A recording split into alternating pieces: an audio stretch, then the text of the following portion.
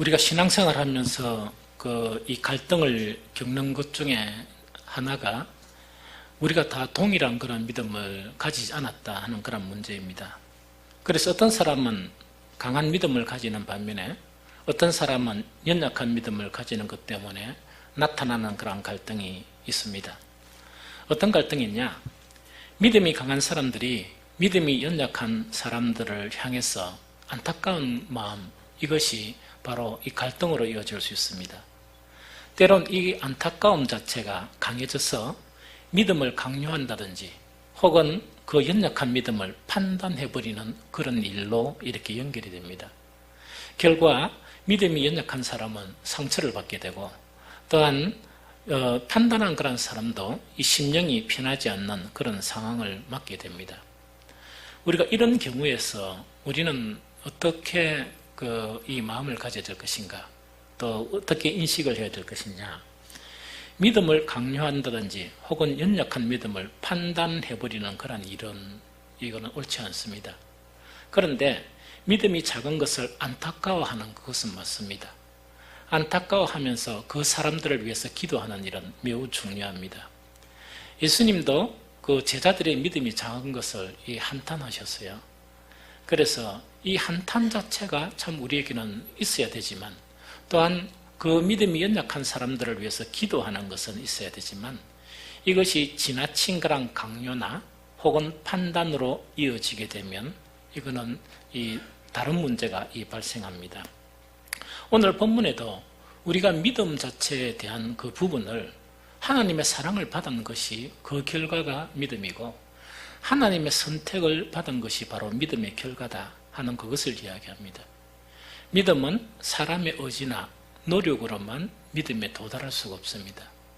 이 하나님의 그런 이 사랑과 은혜와 또 하나님의 그런 선택에 의해서 정말 이 온전한 믿음에 도달한다 하는 것을 성경은 이야기하고 있습니다. 우리 성경 한 구절 읽어보도록 하겠습니다. 고린도전서 12장 7절 9절 말씀입니다. 같이 읽겠습니다. 각 사람에게 성령을 나타내심은 유익하게 하려 하심이라. 어떤 사람에게는 성령으로 말미암아 지혜의 말씀을, 어떤 사람에게는 같은 성령으로 따라 지식의 말씀을, 다른 사람에게는 같은 성령으로 믿음을, 어떤 사람에게는 한 성령으로 병곤 치른 은사를, 이렇게 기록되어 있습니다. 즉 이 말씀이 무엇을 우리에게 교훈을 주느냐? 이 믿음은 우리의 의지만이 아니고 성령이 주시는 그런 은사라는 이야기입니다. 즉 참 믿음은 사람에 의해서 형성되는 것이 아니고 하나님이 주시는 것입니다. 그렇게 한다면 우리가 어떻게 생각하는 거니까, 그러면 사람의 노력은 그럼 필요 없다는 말이냐, 또 이렇게 생각할 수 있습니다. 그러나 그건 또 잘못된 생각입니다. 누가복음 11장 9절에서 13절을 또 읽어보도록 하겠습니다. 다 같이 읽겠습니다. 내가 또 너희에게 이르노니 구하라 그러면 너희에게 주실 것이요, 찾으라 그러면 찾아낼 것이요, 문을 두드리라 그러면 너희에게 열릴 것이니 구하는 이마다 받을 것이요, 찾는 이는 찾아낼 것이요, 두드리는 이에게는 열릴 것이니라. 너희 중에 아버지 된 자로서 누가 아들이 생선을 달라 하는데 생선 대신에 뱀을 주며 알을 달라 하는데 정갈을 주겠느냐? 너희가 악할지라도 좋은 것을 자식에게 줄 줄 알거든 하물며 너희 하늘 아버지께서 구하는 자에게 성령을 주지 않겠느냐 하시니라. 아멘. 우리의 그런 믿음 자체는 이 하나님으로부터는 그런 은총의 결과고 또 하나님의 그런 사랑을 입은 그런 결과가 이 믿음이라 할지라도 또 우리는 그렇다 그러면 이 믿음의 정진을 위해서 아무런 노력을 안 하고 그냥 가만히 있어야 되느냐 하는 그 문제는 또한 옳지가 않습니다. 우리에게 믿음을 주시는 분은 바로 이 성령이신데 우리는 무엇을 해야 되느냐? 간절히 성령을 주시도록 그런 사모하고 또 기도하는 일은 우리가 해야 될 그런 일이다 하는 그것을 성경은 가르치고 있습니다. 이제 다시 정리하면 이 믿음이 강한 사람은 연약한 믿음을 가진 그런 사람을 보면서 안타까워는 하고 또한 기도는 해야 됩니다. 또한 때로는 조심스럽게 그 믿음의 정진을 위해서 권면하는 것은 맞는 일입니다. 그러나 강요나 판단하는 것은 전혀 맞지 않습니다. 이것에 대한 더 이 확실한 그런 이해를 위해서 성경 한 구절을 더 읽도록 하겠습니다. 고린도전서 2장 4절 5절입니다. 자, 읽겠습니다. 내 말과 내 전도함이 설득력 있는 지혜의 말로 하지 아니하고 다만 성령의 나타나심과 능력으로 하여 너희 믿음이 사람의 지혜에 있지 아니하고 다만 하나님의 능력에 있게 하였노라. 아멘. 자, 우리가 이 보통 믿음이라 생각하는 그 믿음을 고린도전서 2장 4절 5절에서는 두 가지 믿음이 있다고 이렇게 이야기합니다. 그 한 가지 믿음은 어떤 믿음이냐? 사람의 지혜에 근거를 한 믿음이다. 이런 이야기예요. 그럼 이거는 다시 이야기하면 인위적인 믿음이다. 이거는 뭐냐니까 사람의 강요나 혹은 그런 사람의 의지로서 갖는 그런 믿음이다. 이렇게 지금 이야기하고 있어요. 이 바울이 이렇게 막 설명하는 것은 뭐라고 이야기하느냐? 너희가 그런 믿음에 있는 걸 원하는 게 아니고 다른 믿음에 있는 것을 나는 원한다 하는 그걸 이야기하는 거예요. 그럼 다른 믿음이란 건 어떤 믿음인가 하니까 사람의 생각과 또 사람의 강요와 또 사람의 그런 이 여러 가지 것들을 근거로 한 그 믿음이 아니고 하나님의 능력에 근거한 믿음으로 너희가 자라나야 한다 하는 그것을 지금 이야기하는 거예요. 그래서 바울은 설교할 때나 말씀을 가르칠 때 지나친 이런 뭡니까? 이 말에 대한 그런 이 언어에 대한 유희나 혹은 사람의 그런 지혜를 가지고 가르치지 않았다는 이야기죠. 왜냐니까 그렇게 믿음이 이렇게 딱 국한되어 버리면 그 믿음 자체는 이 온전한 믿음이 아니기 때문에 우리의 믿음이 정말 하나님의 능력에 근거한 그런 믿음이 되어야 한다 하는 그것을 지금 이야기하는 거예요. 자, 여러분들 가만히 생각해 보세요. 우리의 자녀들이나 혹은 가까운 우리의 그런 사람들이 이제 믿음이 연약하죠. 믿음이 연약하다 보면 그 믿음에 대해서 너무 이렇게 강요를 해버리거나 또 그 믿음에 대해서 너무나 이 판단을 해버리면 어떤 것으로 전락해버리느냐? 그 사람이 가지는 믿음이 사람의 여러 가지 지혜나 또 사람의 건강 그 믿음 안에 머물러 버린다는 이야기겠죠. 그래서 그것을 탈피해서 하나님의 능력에 근거한 믿음으로 나아가야 되는데 그것을 방해하는 경우가 많다 하는 그것을 이야기해요. 우리가 이렇게 바라보고 나아가야 될 믿음은 사람의 지혜와 또 사람의 그런 생각 안에 머무는 그런 믿음은 탈피해야 돼요. 그걸 탈피하고 하나님의 능력 안에 있는 그 믿음으로 나아가야 돼요. 이렇게 나아가야 비로소 신앙이라는 것 자체가 이해가 되고 비로소 우리에게 성경에는 막 이렇게 여러 가지 것들이 있었는데 한 번도 경험하지 못한 그런 것들을 비로소 경험하게 됩니다. 우리 모든 성도들은 사람의 지혜에 국한된 또 사람의 이런 이 생각에 국한된 그런 믿음을 탈피해서 하나님의 능력 안에 있는 그런 믿음으로 나아가기를 예수 그리스도 이름으로 축복합니다. 그러면 우리가 오늘 살펴봐야 될 중요한 문제가 하나님의 능력에 근거를 둔 믿음이란 대체 어떤 것이냐? 그 자체를 이렇게 살펴보고자 합니다. 사람의 지혜에 이 근거를 둔 그런 믿음하고 하나님의 능력에 근거를 둔 믿음이 차이가 뭐냐? 이것을 이렇게 이 설교를 하려고 하다가 이 문제에 대해서 가장 잘 이렇게 표현한 분이 한 분이 있어요. 그분이 바로 누구시냐? 달라스 윌라드라는 분이에요. 이 달라스 윌라드는 언제까지 살았느냐? 1935년에 태어나가 2013년 우리하고 같은 세대에 사셨어요. 그래서 몇 년 전에 소천하셨는데 이 윌라드는 남캘리포니아 대학의 철학 교수이면서 그런데 철학 교수라니까 여러분들이 이상하게 생각하면 안 돼요. 이분은 왜 철학을 했느냐? 성경을 막 이렇게 읽다 보니까 여러 가지 질문들이 그 속에서 너무나 많았던 거예요. 예수님의 가르침 속에서 여러 가지 질문들이 있는데 우리가 하나님의 능력 안에 있는 그 믿음에 이르지 못하면 질문이 없어요. 그런 질문조차 없거든요. 그런데 여러 가지 질문이 있는데 철학이란 학문 자체가 끊임없이 질문을 던지면서 답변을 구하는 그 자체가 철학이란 거거든요. 그래서 온전한 하나님에 대한 믿음에 대한 해답을 구하기 위해서 이분은 뭘 했느냐? 철학 공부를 한 거예요. 이 철학 공부를 하고 철학에만 치중한 게 아니고 목적 자체가 이 믿음 때문에 이 하나님을 알기 위해서 철학을 하신 분이에요. 그러면서 철학 교수도 하면서 남침례교회 그런 목회자 생활을 했습니다. 그런데 우리에게 이 사람은 두 가지 아주 중요한 그런 책을 남겼어요. 하나는 잊혀진 제자도, 또 하나는 하나님의 묘약. 이 하나님의 묘약이라는 것은 어떤 책인가니까 우리나라에서도 이 대학 선교에서 읽어야 될 그런 필독서로 선정될 만큼 아주 유명한 그런 책이에요. 그래서 이 두 가지 책은 21세기 고전으로 이렇게 사람들이 평가할 만큼 이 중요한 그런 책을 남겼습니다. 이 윌라드 교수는 철학적인 사고를 통해서 기독교 변증학, 즉 기독교가 참된 진리이다 하는 것을 증거하는데 새로운 그런 장을 열었다 하는 그런 평가를 받기도 했습니다. 그분은 일평생 동안 철학을 공부하면서 이렇게 이제 목회자로서 또 저수를 하면서 이름뿐인 기독교, 자기가 보기에는 그렇다는 이야기죠. 이름뿐인 기독교를 변혁하기 위해서, 바꾸기 위해서 노력한 창의적인 기독교 사상가로 많은 사람들이 인정하고 있는 그런 분이었습니다.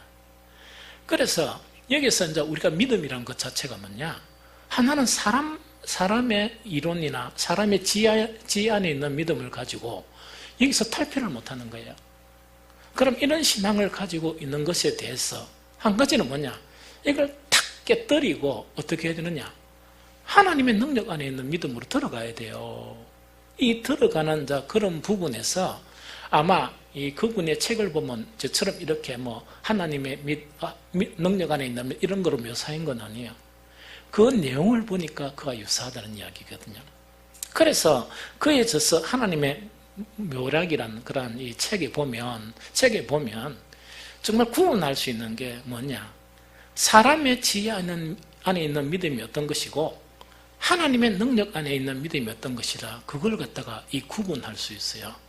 그래서 이분은 이 세 가지를 제시를 하고 있는데 소개하면 이렇습니다. 제일 첫 번째로 달라스 윌라드가 하나님의 묘락이라는 책을 딱 서술하면서 그 책이 좀 두꺼워요. 두꺼운데 이 책을 쓰려고 마음을 딱 작정한 이유를 고백하고 있어요. 참 중요한 거예요. 이 하나님의 묘락이라는 책을 저술하면서 이분이 이 책을 써야겠다 마음을 딱 이렇게 가진 것이 뭐냐 이렇습니다. 내 책을 읽는 독자들 있죠. 독자들에 대해서 예수 그리스도의 말씀을 새롭게 듣게 하기 위해서 이 책을 쓰려고 그러는 거예요. 자, 이거는 뭘 이야기하냐? 좀 제 해석을 가지고 이야기할게요. 많은 사람이 성경을 읽으면 어떻게 읽느냐 하니까 이 사람의 지혜로 성경을 읽어요. 별 유익이 안 돼요. 별 유익이 안 돼요. 그래서 그걸 제발 깨뜨리고 하나님의 말씀으로 성경을 읽게 하기 위한 목적이다. 그와 유사해요. 오늘날 많은 사람들이 성경을 읽고 설교를 듣는데 어떻게 듣느냐? 사람의 지혜 안에 국한되어서 아무리 설교를 들어봐야 변화가 일어나지 않아요. 성경을 사람의 지혜 안에서 성경을 아무리 읽어도 아무 역사가 나타나지 않아요. 그게 아마 이분이 답답했던가 봐요. 그래서 이 하나님의 묘락이라는 책을 왜 썼느냐?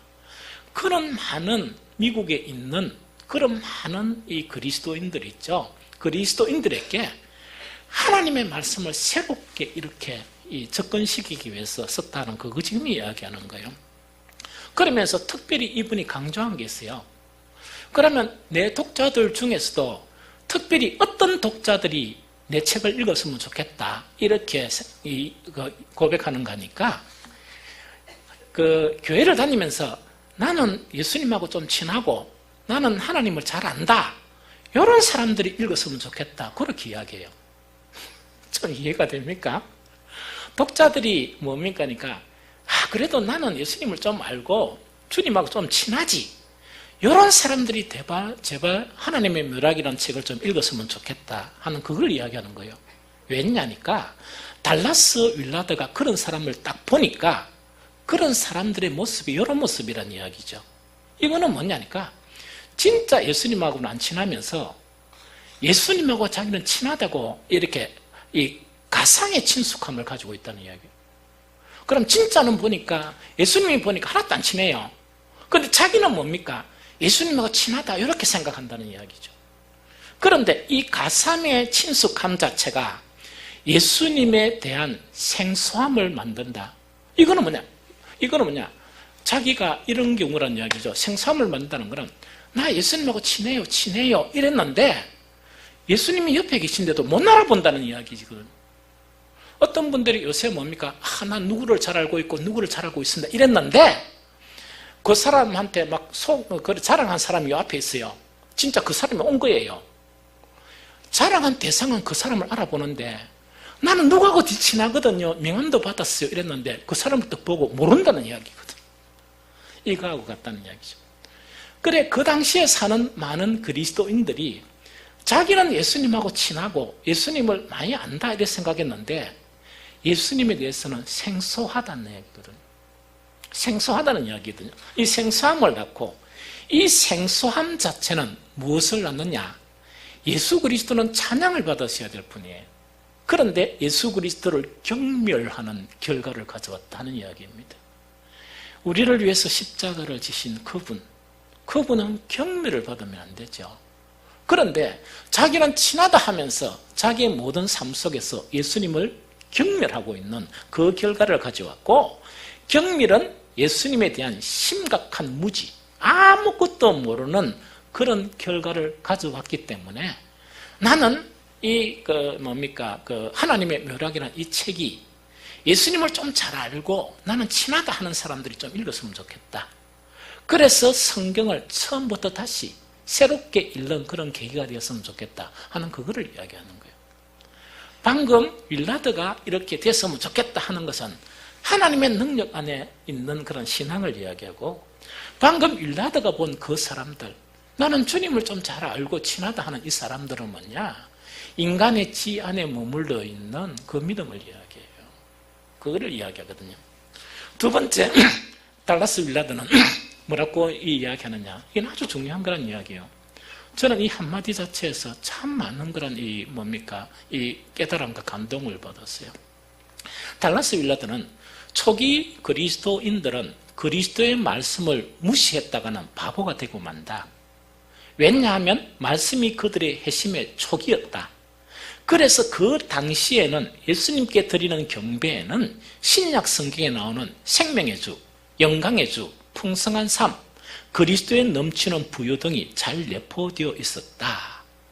그런데 오늘날이라는 것은 그 윌라드가 살았던 미국 사이의 그리스도인들에게는 이런 표현들이라는 것은 생명의 주, 영광의 주, 풍성한 삶, 그리스도의 넘치는 부요, 이런 것들은 뭐가 결여되어 있느냐?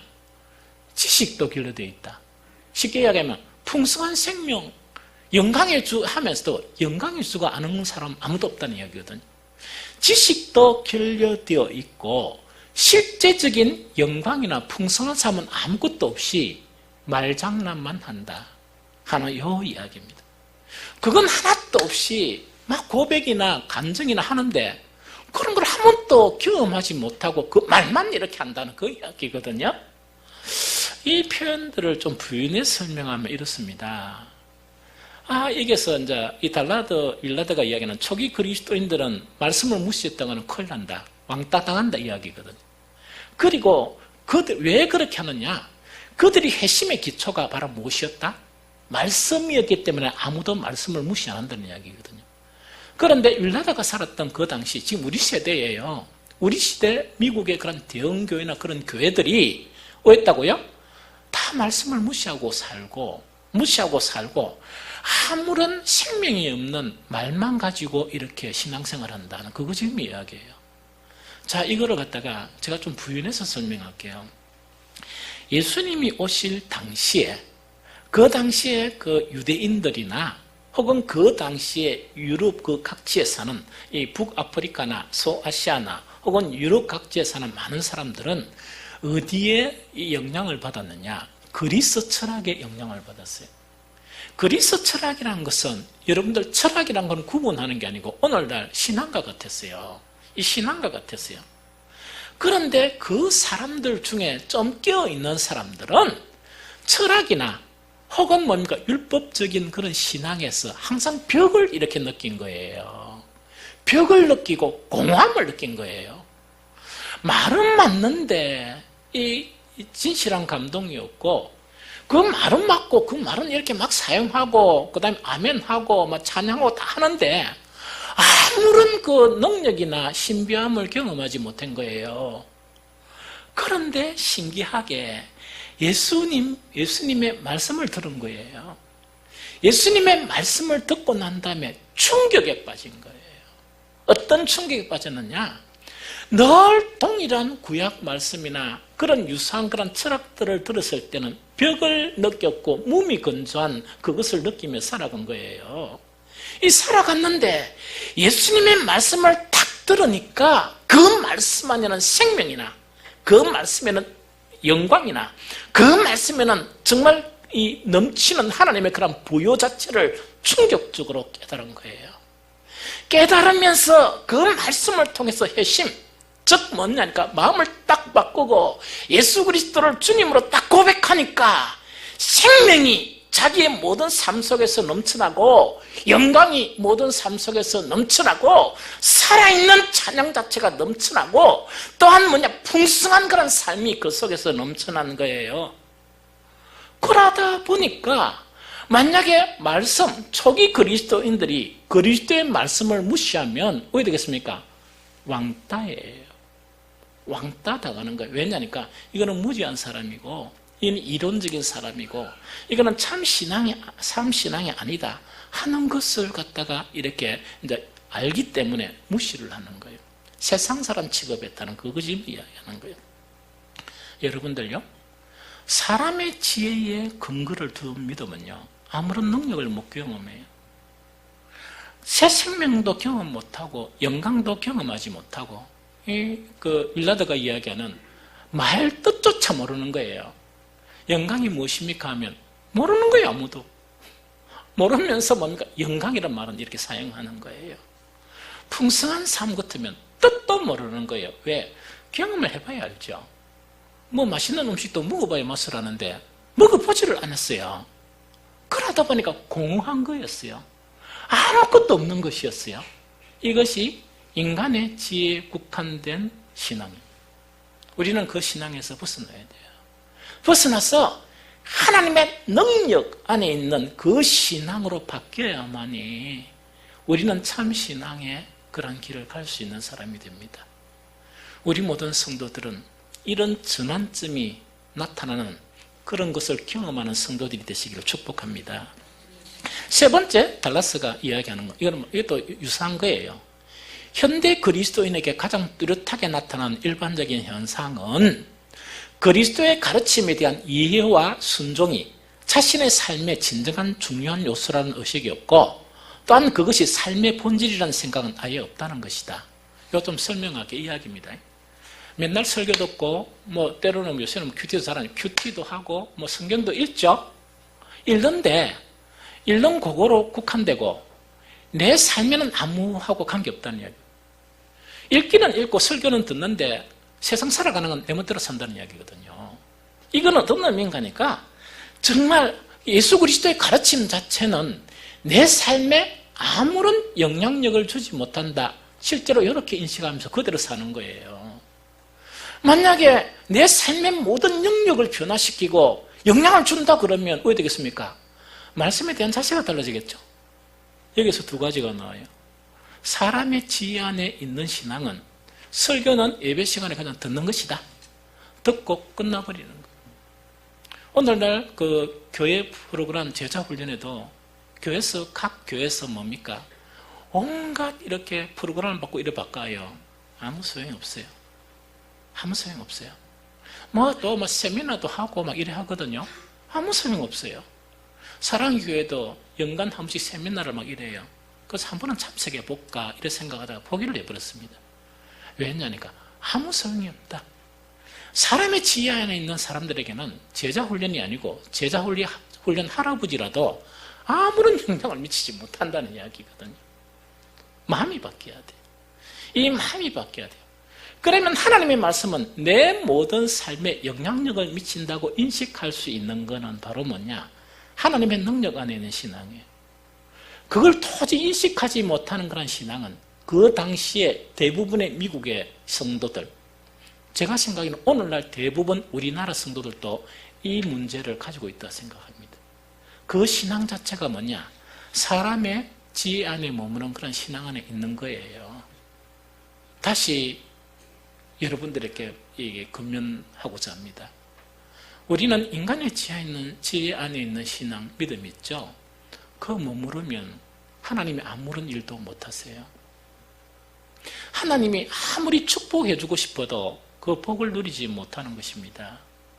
그래서 사람의 지혜 안에 있는 믿음에서 벗어나기를 바랍니다. 그래서 하나님의 능력 안에 있는 신앙으로 들어가기를 축복합니다. 그러면 이제 가장 문제, 하나님의 능력 안에 있는 이 믿음 안에 들어가야 되겠죠. 들어가려고 하면 어떻게 해야 되느냐? 제가 이 말씀을 가지고 고민을 엄청 많이 했습니다. 엄청 많이 하면서 자기 전에도 한숨을 푹 쉬니까 사모가 왜 무슨 일이 있습니까? 하나님의 생명의 말씀을 목사가 전해가 생명의 말씀으로 이렇게 나타나야 되는데 이거 방법을 모르겠다. 내가 목사가 돼가지고 매주일마다 나는 하나님의 능력의 말씀, 그 정말 우리 많은 사람들을 이렇게 변화시킨 그 말씀을 전하려고 하는데 우리 오늘날 사는 이 성도들에게 목사가 어떻게 해야 그걸 할 수 있느냐? 이러다 보니까 좀 이따가 사모가 없어졌어요. 뭐하러 갔겠습니까? 기도하러 갔습니다. 자, 어쨌든 간에 자, 이런 부분이거든요.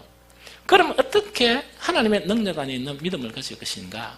세 가지를 간략하게 제가 이 설교를 하겠습니다. 제일 첫 번째로 이 이야기예요. 신앙이 연약한 사람들을 비판하지 말아야 될 이유, 이렇게 막 강하게 이렇게 하지 말아야 될 이유와 또 유사해요. 믿음으로 사는 것 혹은 믿음을 가지는 것은 뭐냐?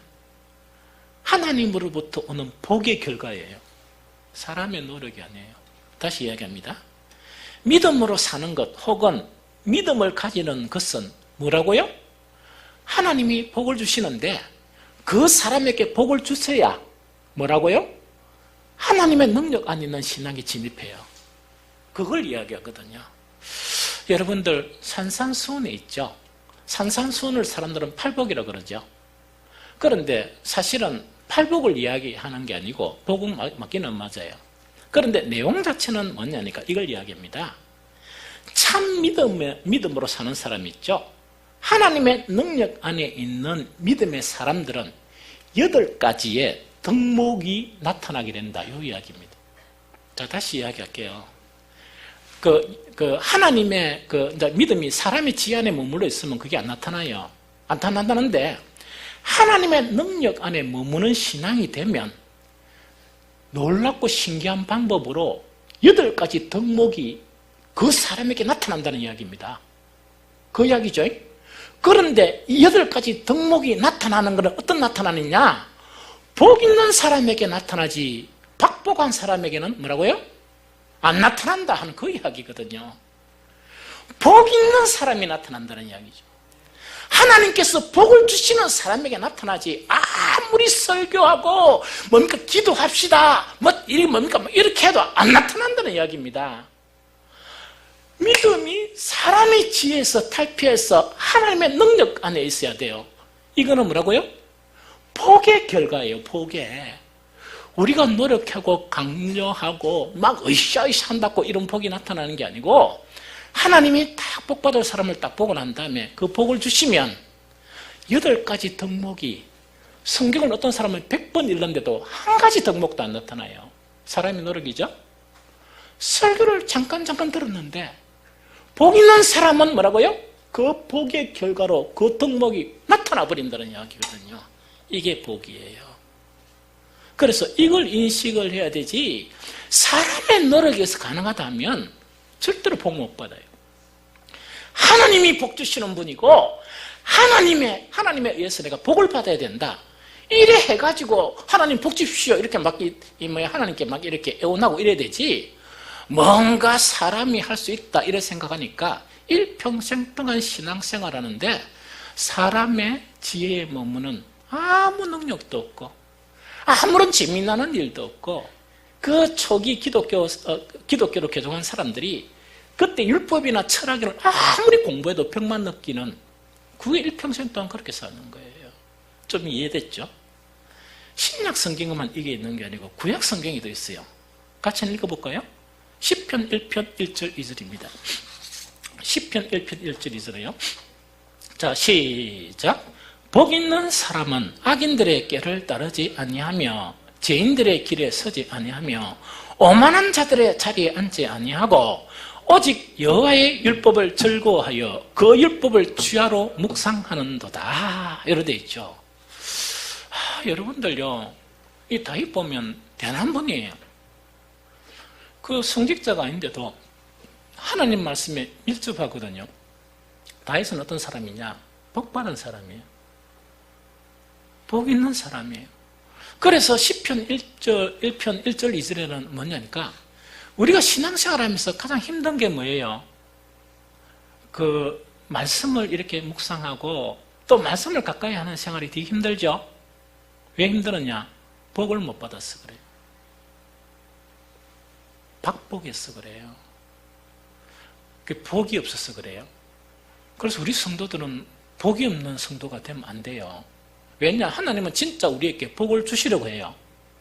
그런데 복이 없어서 그 복을 거절하고 있는 거예요, 사실은.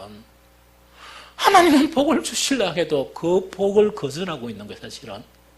그런데 말씀을 주야로 묵상할 수 있는 그것은 바로 뭐냐? 인간의 의지로는 불가능해요. 인간의 의지로 불가능해요. 한 번씩 참담한 것이 이런 부분이 좀 참담해요. 우리 교회는 그런 사람들이 많이 없죠. 왜? 내가 그걸 강요를 안 하니까.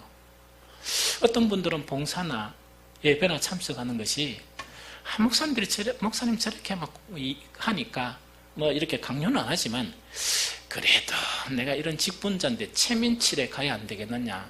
저거 싫어요. 싫습니다. 내가 이런 직분을 받았으니까 그래도 인간적인 어리상, 우리가 교회에 내가 몇 년 있었는데 이 정도 일은 해야 되겠냐? 싫습니다. 저는 안 기쁩니다. 안 기쁩니다. 이거는 하나님의 복, 즉 인간의 그런 지혜에 있는 신앙에서 벗어나서 복을 받아서 하나님의 능력에 있는 신앙이 되면요, 목사가 강요하지 않아도 오게 돼요. 오게 됩니다. 부지런히 오게 됩니다. 또 그렇게 하다 보니까, 말씀을 부지런히 접촉하다 보니까 그 결과가 뭡니까? 또 다른 복을 누리는 거예요. 복 받는 사람은 늘 복이 넘쳐요. 그런데 박복한 사람은 늘 복이 없어요. 세상의 물질적인 그 복을 그걸 이야기하는 게 영적인 복을 이야기하는 거예요. 그래서 시편 1편 1절 2절에서도 뭐라고 이야기한다고요? 그 말씀을 묵상하고 이런 결과는 뭐냐? 복의 결과예요. 그래서 우리 모든 성도들은 복 있는 사람이 되었으면 좋겠어요. 그 다음에 우리가 주님 앞에 헌신하는 영역도 마찬가지고, 헌신하는 거 있죠? 이 헌신하는 것도 사람의 지혜에 머물러서 헌신하는 게 있고 하나님의 능력 안에 헌신하는 사람이 달라요. 그러면 고린도서 15장 10절에 보니까 같이 한번 읽어봅니다. 고린도서 15장 10절 시작. 그러나 내가 나된 것은 하나님의 은혜로 된 것이니 내게 주신 그의 은혜가 헛되지 아니하여 내가 모든 사도보다 더 많이 수고하였으나 내가 한 것이 아니요 오직 나와 함께 하신 하나님의 은혜로다. 이 이야기다, 그죠? 바울은요, 다른 사도들보다 더 충성하고 더 헌신했어요. 그런데 이렇게 더 충성하고 헌신한 것은 바로 뭐냐? 하나님께 복받아서 그렇다.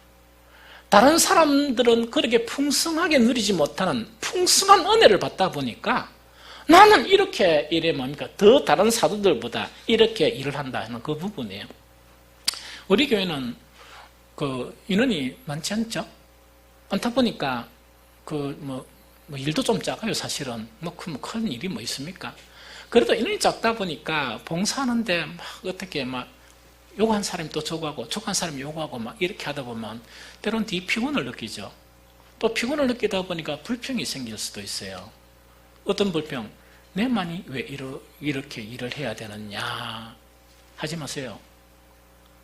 그렇게 생길 때는 뭐냐? 저한테 전화하세요. 목사님, 제가 조금 실납니다. 제가 두 말 안 하고 쉬십시오 이랍니다.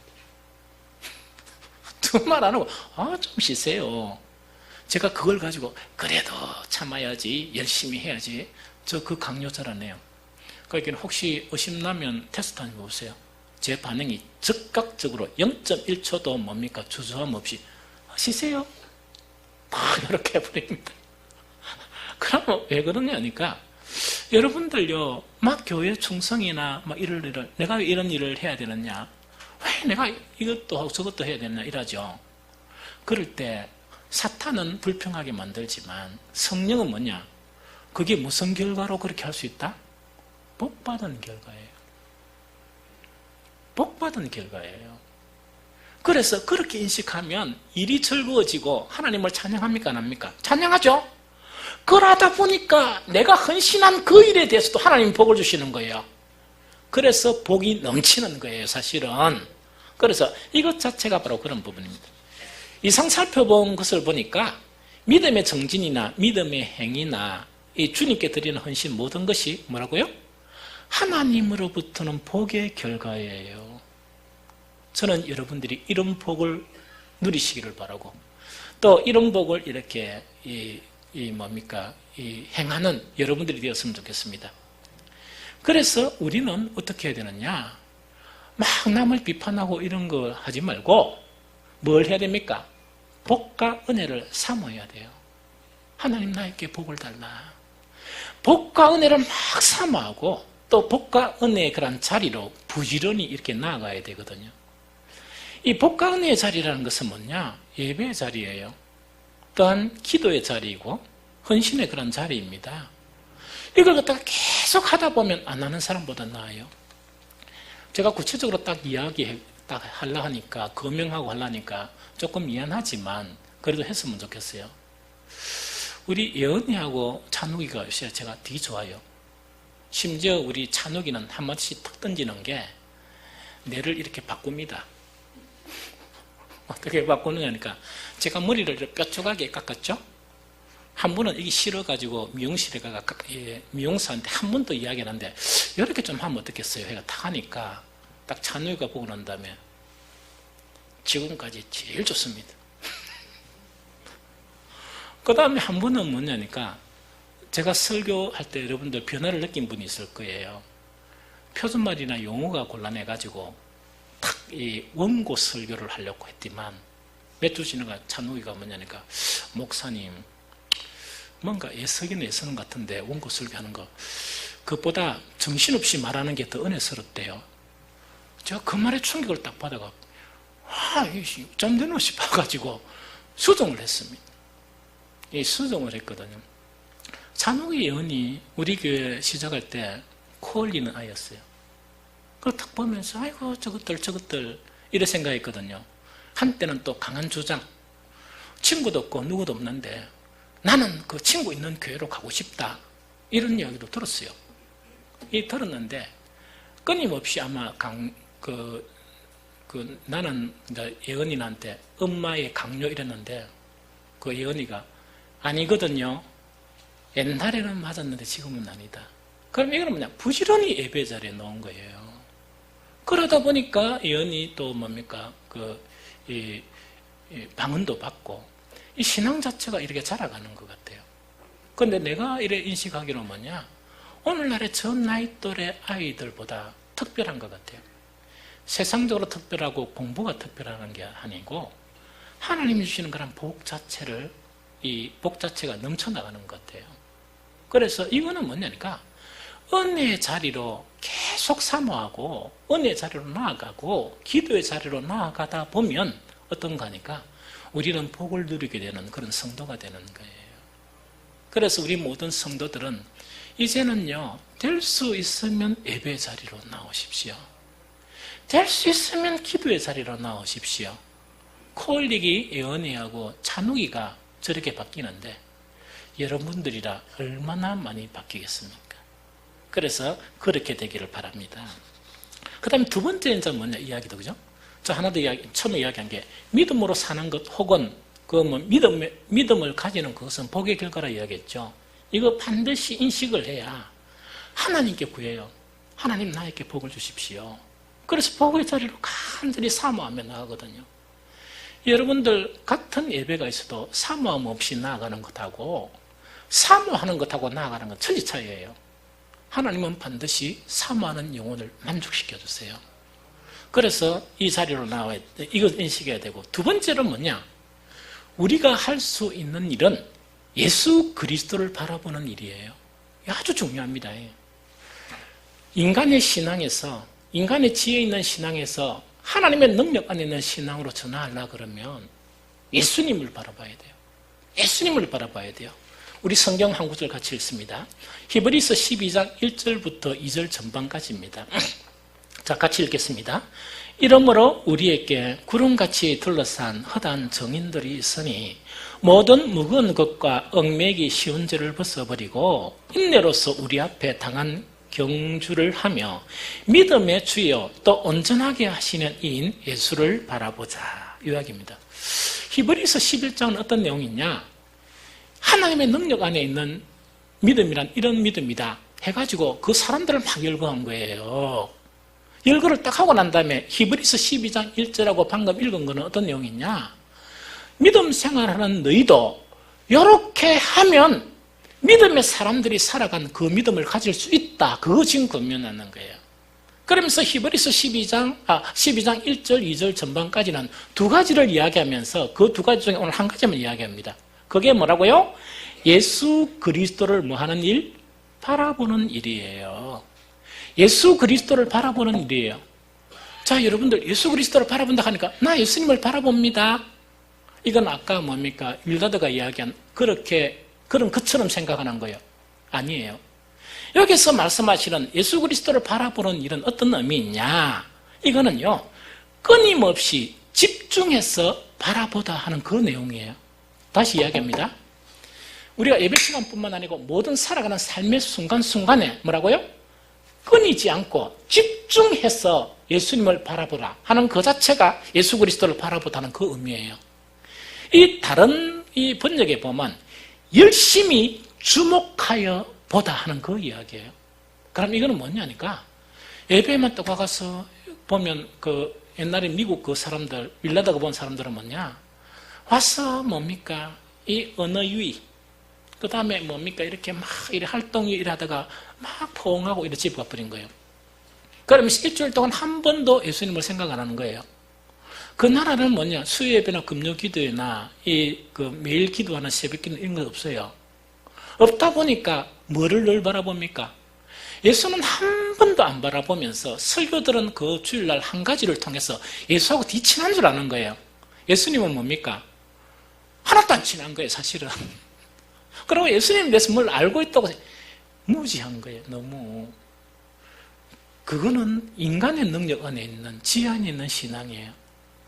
불행하게도요, 거기 한국에 넘어왔어요. 한국에 넘어와가지고 한국의 성도들이 그렇게 돼버리는 거예요, 지금. 유럽 교회는 몰라겠습니다. 그런데 미국 교회는 그래도 목사들의 그런 있죠. 참 미국 사람들이요, 자기가 하는 일에 억수로 집중을 해요. 거기에 집중하면서 헌신하면서 그래도 명맥을 유지하는 것 같아요. 우리나라는요, 정말 이 기독교, 전 세계 기독교를 이끌어 나갈 그런 나라가 됐다가 좋은 거는 본을 하나도 안 받고 더러운 거 있죠. 그걸 본을 받다가 몰락 일보 직전에 놓여 있는 게 우리나라 기독교입니다. 그래서 모든 신학자들이 비판하고 모든 각 세대에서 이러면 안 된다 하는 거를 오늘날 우리 교회가 다 하고 있습니다. 해라 하는 건 아무것도 안 해요. 참 신기하죠? 그래서 여러분들 제가 뭐 책 읽으러 강요를 안 하죠? 양서 같은 거, 읽어야 될 핍도서 같은 거는 좀 시간이 나더라도 읽으세요. 그분들이 얼마나 안타깝게 오늘날 기독교를 비판하고 있는지, 그거는 허위에 지나지 않는 형식적인 신앙에 불과하다 하는 것에 대한 지적을 우리는 뼈아프게 받아들여야 한다 하는 그 부분을 이야기합니다. 그래서 정말 예수 그리스도를 어떻게 해야 되느냐? 끊임없이 집중해서 바라보고 열심히 주목해서 보는 게 바로 뭐냐니까 하나님의 능력 안에 있는 신앙으로 바뀌는 거예요. 그러다 보니까 집중해서 바라보려고 하니까 방해되는 무거운 것이 있죠. 무거운 것과 또한 죄가 우리 속에 있죠. 그걸 뿌리치야 할 수 있다는 이야기입니다. 그것만 뿌리치고는 오늘도 설교 듣고 난 다음에 이제 뭐 좀 해볼까 이러죠. 실천 못합니다. 왜 못하는 줄 압니까? 우리 안에 있는 정말 그렇게 못하게 하는 방해하는 무거운 것들, 그 무거운 것들은 진짜로 아무 필요 없는 거예요. 아무 필요 없는 것들을 마음속에 가득 삼고 그 죄들을 가득 가지고 있다 보니까 실행에 못 옮기는 거예요, 사실은. 그래서 그것을 벗어버려야 된다는 그걸 이야기합니다. 이거 안 버리게 되면 안 돼요. 오늘날 그래도 그 미국에 있는 그 교회들 있죠? 대형 교회들 TV에 비춰주는 거 보면 이분들은 예배 시간 있죠? 예배 시간은 자는 사람 없습니다. 막 이 반응을 나타내 보이고 막 이래 하거든요. 또 목사가 그런 식으로 재밌는 설교를 이렇게 막 해요. 연설 형태로 막 이래요. 그럼 막 웃고 아멘 하고 막 이렇게 막 해요. 오늘날 우리나라의 이 그리스도인들은 예배 모양이 다 그런 건 아니지만 대부분 어떤 것이냐? 이 짐을 갖다가 세상에 살면서도 못 버리고 이 무거운 짐들하고 뭡니까? 이 죄들을 어디까지 가져옵니까? 교회까지 가져와요. 그래가 목사가 늘 하는 이야기 뭡니까? 한 20분 전에 좀 기도해가 이거 좀 피하라는 이야기거든요. 이거 좀 피하고 예배 참석하면 되는데 안 피해요. 안 피하고 뭡니까? 처음에 아이고 안녕하세요 커피 마시고 이러다가 예배도 참석해요. 그러다 보니까 설교 시간에 되면 드디어 어떻게 되겠습니까? 예수님께 집중하겠습니까? 몽롱하겠습니까? 몽롱하다 보니까 그러다가 딱 갔는데 사탄이 주는 거는 되게 달콤해요. 잠을 집에서 잘 때보다 예배 시간에 자면 되게 달콤해요. 그러다 보니까 계속 달콤하게 이렇게 사는 거예요. 한 번도 하나님의 능력 안에 있는 믿음 안에 들어가지를 못합니다. 그거 지금 이야기하는 거거든요. 그러면 왜 예수님께 집중해야 되느냐? 그 이유는 바로 뭐냐? 예수님이 뭐 하는 분이다? 믿음의 주다 말이에요. 우리 믿음의 주고 온전하신 믿음을 온전케 하시는 분이기 때문에 예수께 집중해야 된다. 이 이야기입니다. 다른 번역 한번 살펴볼까요? 새 번역은 이것을 이렇게 번역을 했습니다. 믿음의 창시자요 완성자이신 예수를 바라보자. 이때 바라보다는 것은 깊이 생각하며 열심히 바라보자 그 이야기거든요. 그렇게 하면 인간적인 지혜에 머물렀던 신앙이 무엇으로 바뀐다고요? 하나님의 능력의 그 신앙으로 들어가게 된다. 그 이야기입니다. 현대인 성경은 일어났습니다. 그리고 우리의 믿음의 권원이시며 우리의 믿음을 완전케 하시는 예수님을 바라봐야 된다. 이런 이야기입니다. 왜 예수님을 바라봅니까? 믿음을 만드신 분이 예수님이에요. 그래서 예수님을 바라봐야 믿음이 온전하게 되죠. 또 그 믿음을 온전하게 하시는 분이 누구시라고요? 예수님이에요. 그래서 예수님을 바라보게 되는 거예요.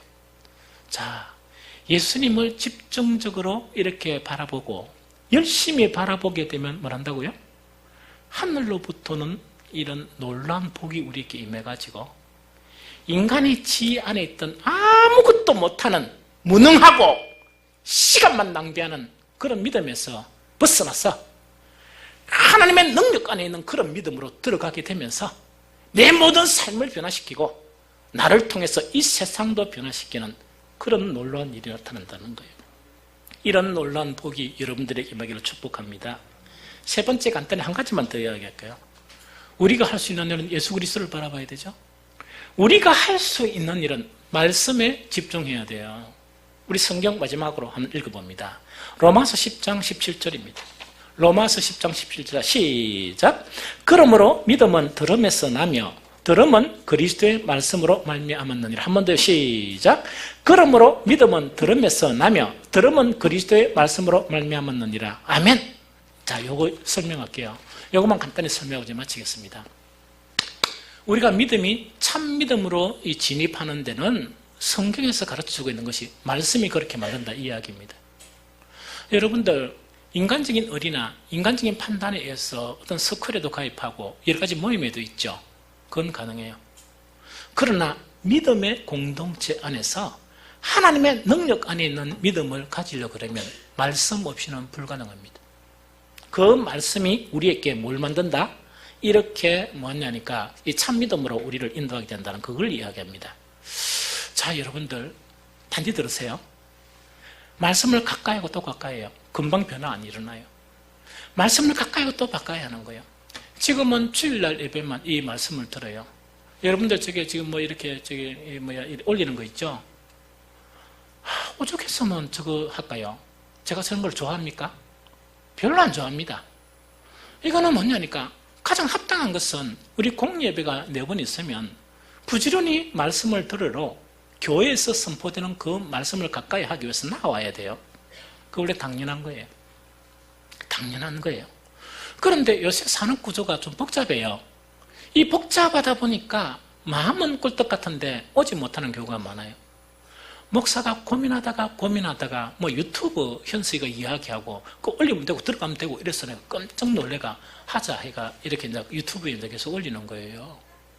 원래는 은혜의 자리로 나와야 돼요. 은혜의 자리로 나와야 되지만 이것을 하지 못할 때는 뭐냐? 차선책으로 조금 덜 효과적이지만은 뭐라고요? 집중해서 뭐라고요? 유튜브에가 들으라는 이야기죠. 여러분들요? 여러분들은 누구냐? 부산에 있는 연산동에 있는 빛과 소금교회 성도들입니다. 여러분들은 교회가 뭔지를 모르죠? 교회란 뭐냐? 유기적인 관계로서 예수 그리스도의 몸 안에 있는 지체예요. 여러분들이 충실해야 될 것은 강당에서 빛과 소금교회에서 나오는 말씀에 우선은 충실해야 돼요. 충실 다 원한 다음에 그 다음에 그래도 뭡니까? 배가 고프다면 딴 거 들어도 돼요. 절대로 제가 이야기를 안 하거든요. 딴 거 들어도 돼요. 다른 데 가서 예배 참석해도 돼요. 그러나 원래의 질서 있는 신앙은 뭡니까? 그 교회 예배에 충실해야 돼요. 말씀에 충실해야 돼요. 이게 뭐냐니까 에티켓이고 이거는 기본적이에요. 이 세상 사는 사회적인 면에서도 기본이 있잖아요. 기본적인 질서가 있잖아요. 신앙에 있어서 기본적인 질서를 존중하지 못하면 어떻게 그런 신앙을 가지고 하나님의 능력 안에 있는 그 믿음을 가지려고 꿈꾸겠습니까? 그건 안 돼요. 제 말씀이 뭐 이게 달라서 그런 게 아니고 여러분들의 소속이 빛과 소금교에 소속한 성도들이기 때문에 이야기하는 거예요. 저는 끊임없이 여러분들을 위해서 기도하고 하나님이 주시는 순간순간 그런 말씀을 가지고 주일날 낮 예배, 찬양 예배, 수요 예배, 금요 기도에 말씀을 선포하는 거예요. 그래서 거기 충실해야 돼요. 요즘 제가 주일 예배나 수요 예배나 금요 기도에요 신경을 좀 써서 이렇게 준비를 해요. 왜? 유튜브 나간다 하는 그 생각 때문에. 여러분들이 안 보는 거 알지만 그래도 한 명이라도 봤으면 그래도 사모하는 그런 마음 한 명이라도 보면 그래도 그 한 명을 위해서도 최선을 다해야 된다. 그렇게 생각하면서 저를 채찍질하는 거예요. 여러분들 그게 왜 중요하냐? 그렇게 막 사모하다 보면 놀라운 변화가 나타나요. 어떤 사람들은 순차적으로 나타나고 어떤 사람은 급변하게 나타나요. 뭐냐? 신앙이 늘 벽에 있는 신앙이에요. 단조로워요. 그 단조로운 하나님의 말씀, 날 듣고 하던 하나님의 말씀, 나를 변화시키지 못했던 그 하나님의 말씀이 하늘로부터 오는 정말 사모하는 영혼에게 복이 딱 임하죠. 임하니까 그 말씀이 바뀌어버리는 거예요. 어떤 말씀으로 바뀌는 거냐? 살리는 것은 영이니 육은 무익하니라. 내가 너에게 이런 말은 영이요 생명이라고 말씀하셨던 예수 그리스도의 본질적인 영이고 생명인 말씀이 내 안에 쑥 들어버리는 거예요. 그러다 보니까 성경에 있는 기이한 그런 복들이 그 생명의 말씀을 통해서 나의 누림이 되는 거예요. 나를 변화시키는 거예요. 나에게 기쁨이 찾아오고 나에게 평안이 찾아오고 나에게 풍성한 삶이 무엇인지 그 의미를 알면서 풍성한 삶으로 나를 인도하는 살아있는 말씀이 이렇게 경험되는 거예요. 이 말씀을 사모해야 돼요. 이 말씀을 사모해야 돼요. 이 말씀을 사모하가 기대하면서 여러분들이 기도하다 보면 하나님은 절대로 복에 인식한 분이 아니세요. 복을 주세요. 복을 주세요. 우리 모든 성도들은요, 우리가 가지고 있는 믿음이요, 사람의 지 안에 머물른, 사람의 생각 안에 머물러 있는 아무 서잘데없는, 아무 능력 없고 아무것도 아닌 그 믿음에서 그 더러운 그 믿음의 옷을 벗으십시오. 벗어서 이제는 하나님의 능력 안에 있는 그 믿음으로 들어가시기를 예수 그리스도 이름으로 축복합니다.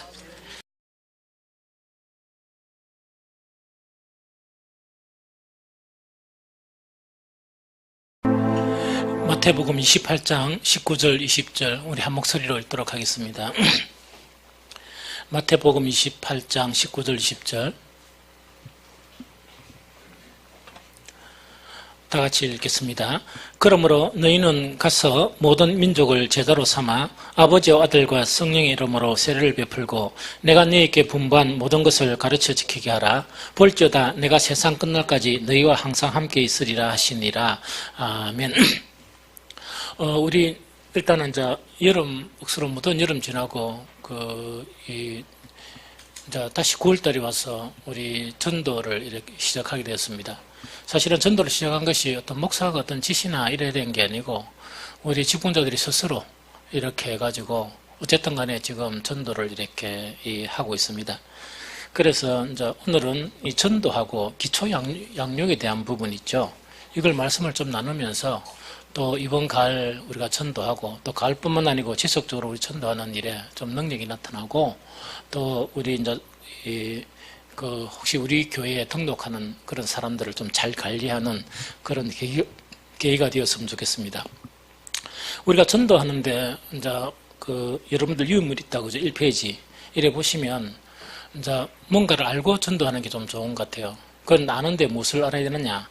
지금 때를 알고 전도하는 게 좀 필요하다 하는 그런 생각이 듭니다. 이렇게 해야 우리가 힘있게 전도를 하고 또 어떻게 전도를 해야 되는가 하는 그거 자체를 이제 우리가 좀 알 수 있습니다. 제일 첫 번째로 뭐냐, 지금의 때는 그 은혜가 강하게 나타난 때가 아닌 것 같습니다. 그래서 이거는 모든 사람들이 또 모든 그런 이 교회에서 느끼는 것인데 옛날처럼 뭡니까? 막 부흥 집회를 한다든지 전도를 하면 막 결실이 많이 있다든지 그런 때가 아니에요. 그런다고 해서 전도를 안 해야 될 때냐? 아니에요. 옛날에는 막 전도 어떤 프로그램을 가지고 하면 한 100명 정도 막 이렇게 몰려왔다가 또 가면 요즘은 뭐냐니까 그것이 한 4명, 5명 이런 식으로 줄어진 그런 상황이다 하는 그걸 알아야 되거든요. 그래서 고린도서 6장 2절도 같이 읽어봅니다. 시작. 이르시되 내가 은혜 베풀 때 너희에게 듣고 구원의 날에 너를 도왔도다 하셨으니 보라 지금은 은혜 받을 만한 때요 보라 지금은 구원의 날이로다. 아멘. 지금 시대 자체가요 전도뿐만 아니고 또한 예배나 모든 이 개인 신앙에 있어서 정말 이런 처음에 우리나라 복음이 들어올 때나 혹은 30년 전, 50년 전에 막 교회에서 강하게 그런 것이 일어날 때하고는 좀 전혀 달라요. 그래서 기도도 조금 더 강하게 기도해야 되고 우리 마음도 전심으로 하나님께 드려야 되고 이런 것이 좀 필요합니다. 그러나 지금이 은혜가 사라진 때는 아니에요. 단지 많은 사람들이 이야기하면서 지금은 추수할 그런 때인지도 모른다. 또 예수님께서 재림하시는 것이 임박한 그런 때인지도 모른다. 이렇게 이야기해요. 그런 때가 되면 이제 추수하는 때라는 것은 뭐냐니까 많은 그런 환경을 통해서 이 알곡하고 이 죽정이 있죠. 이게 이제 구별되어지는 그런 시기다 보니까 막 이렇게 강력한 은혜가 나타나는 그런 시기가 아니에요. 그러나 은혜가 끝난 시기가 아니에요. 은혜는 지속되는데 그 은혜를 받으려고 그러면 정말 남다른 그런 기도 또한 모임에 대한 열정을 가지고 그렇게 해야 될 그런 시기다 하는 그 부분이죠. 시편 102편 13절을 읽어봅니다. 자, 시작. 주께서 일어나사 시온을 국률이 여기시리니 지금은 그에게 은혜를 베푸실 때라 정한 기한이 다가오미니이다. 자, 이거는 뭐냐니까 하나님의 그런 시간이나 그때는 항상 그 때가 정해져가 있어요. 그래서 많은 사람들이 지금 어떻든 간에 지금은 뭐냐니까 옛날처럼 막 많은 사람들이 교회에 몰려오고 하는 그런 게 아니고 지금은 한 사람 한 사람이 열매 맺어야 되고 한 사람 한 사람이 이 신앙의 그런 성숙을 그런 기하면서 예수님이 오실 그런 때를 기다려야 할 그런 때이다 하는 그 부분이죠. 그러나 주님이 내일 오신다 할지라도 우리는 지금 해야 될 일이 뭐냐? 지상명령을 이렇게 순종하며 나가야 돼요. 그 지상명령이 우리 읽었던 마태복음 28장 그 19절 20절이죠. 너희는 가서 모든 족속으로 제자 삼는 일, 이거는 지속적으로 해야 될 그런 부분이다 하는 그 이야기죠. 그러면 이런 상황 가운데 우리 교회는 제가 보니까 뭐냐니까 조금 그래도 다행하다. 그다음 목사로서 좀 감사하다는 그런 생각이 들어요. 왜 그런 생각이 드는가 하니까 우리 이제 계속 이렇게 모든 프로그램에 참여하지 않는 사람은 잘 모르죠. 잘 모르지만 우리 교회의 어떤 기둥인 장년청 있죠. 이 장년청에서 이 전도를 하려고 막 노력을 해요. 그래서 그 목사는 사실은 옛날 같으면 모든 전도 모임에 목사가 직접 다 참여했거든요. 요새는 참여 안 합니다. 안 하고 다들 스스로 이렇게 기도하고 또 스스로 전도하고 이러거든요. 그래서 우리 교회 지금 전도하고 있는 게 뭐냐. 토요일 날 비 오고 오면 또 못하죠. 그러나 또 토요일 날도 전도하면서 또 수요일 날 또 전도 모임이 있어요. 그래가지고 계속 이게 뭡니까? 장년청 중심으로 이 전도에 대한 그런 마음을 가지고 전도한다 하는 이 자체는 뭡니까? 지금 이런 상황 가운데 정말 우리 교회에서는 참으로 귀하다. 참으로 귀하다는 그런 부분이죠. 그리고 또 두 번째 조금 뭡니까? 이 다행하다 하는 건 생각이 목사가 드는 거는 뭐냐? 힘들지 않을 만큼 전도의 반응이 나타난다는 이야기죠. 그럼 이거는 뭐냐니까 제가 딴 목사님들 들어보면 이 노방전도 있죠. 전혀 반응이 없는가 봐요. 그래서 그 이야기를 계속 들어요, 사실은. 얼마만큼 많이 나갔고 했는데 전혀 반응이 없대요. 우리는요, 많이 나가진 않는데 나가기만 하면 조금씩 반응이 나타나요. 조금씩 반응이 나타난다는 거는 지난 수요일도 제가 어디 나갔다가 이렇게 오니까 전도를 하고 그 어떤 교회를 다니던 한 안수 집사님이 억수로 막 속이 많이 상해가 있는 안수 집사께서 그 사모하고 막 이렇게 우리 카페에서 막 이야기를 하고 있더라고요. 그래서 갔다 또 오니까 사모고 막 붙들고 들어가가지고 여기 앉아보세요 해가지고 한참 이야기 들었어요. 한참 이야기 듣고 이랬는데 이게 이제 뭐냐니까 우리 교회가 참 신기한 게 이 노방전도를 나가도 반응이 나타난다는 이야기거든요. 이 반응이 나타나다 보니까 그것도 뭡니까? 조금 힘들 때 정도 되면 또 반응이 딱 나타나가지고 이 전도를 멈추는 거를 갖다가 못 멈추게 해요. 못 멈추게 하면서 다음에 또 기대를 갖게 하고 이렇고 사실은 우리는 노방전도 나와가지고 교회 등록한 분들이 많았고 심지어 1년, 2년 이 교회 다니다가 다시 또 뭡니까? 이동한 분들도 있고 사실은 많아요. 그래서 우리는 전도하기만 해도 강력한 그런 뭡니까? 은혜나 강력한 그런 열매가 나타나는 것은 아니지만 정말 어떤 이 전도에 대한 그런 반응이 나타난다 하는 것 자체에서 우리 교회는 참으로 이 복이 있는 그런 교회다 하는 그런 생각이 듭니다. 그럼 이제 두 번째, 우리가 어떻게 전도해야 되나? 그럼 요거는 이제 뭐냐니까, 아까 조금 전에 이야기했듯이 지금 때가요, 막 전도를 하고 전도 집회를 하면 사람들이 몰려오는 그런 때는 아니에요. 그래서 옛날에 한때는 막 사람들이 몰려오고 부흥 집회하면 막 사람들이 몰려오고 회개가 일어나고 그런 때는 전혀 아닙니다. 아니고 지금은 그럼 열매가 맺혀지느냐 그런 건 아니에요. 전도 열매가 맺혀지는 때예요. 저번에 이제 소개 한번 했죠. 가끔씩 이 목사님이 한 번씩 전화가 와요. 잊을만 하면 전화 오고 잊을만 하면 전화 와요. 그런데 그래서 내가 하도 신기해가지고 거기에 가봤습니다. 그래 총신 신대원 과정 하면서 그때 만났던 분이에요. 내 바로 뒷자리에 앉았던 분이에요. 앉았던 분인데 저하고 이래 똑같아요. 똑같다는 거는 뭐냐? 바로 이렇게 목회를 한 게 아니고 이분은 삼성맨이에요. 이 삼성에 들어갔고 사모가 이 기도 일을 하면서 능력을 받은가 봐요. 그렇게 능력을 받다 보니까 사람들이 좀 오겠죠. 오다 보니까 안 되다 보니까 남편한테 그만두시오 이래가 신학회가 목회를 한 거예요. 그런데 그 교회는 좀 신기해요. 왜 신기하는 거니까 제가 그 교회 가보니까 아파트 사람이 오고 이래서 그래 나는 아파트 단지 안에 있는 줄 알았어요 교회가.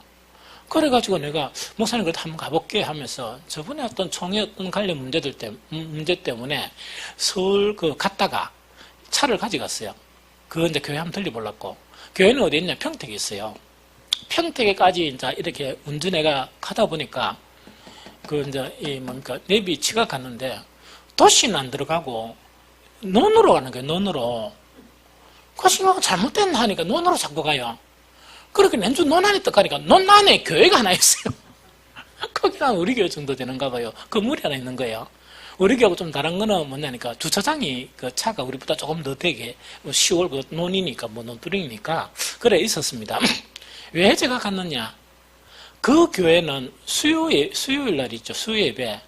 수요 예배가 1부, 2부가 있는 거예요. 1부, 2부가 있는데, 그런데 막 공부를 하면서 늘 자랑을 하는 거예요.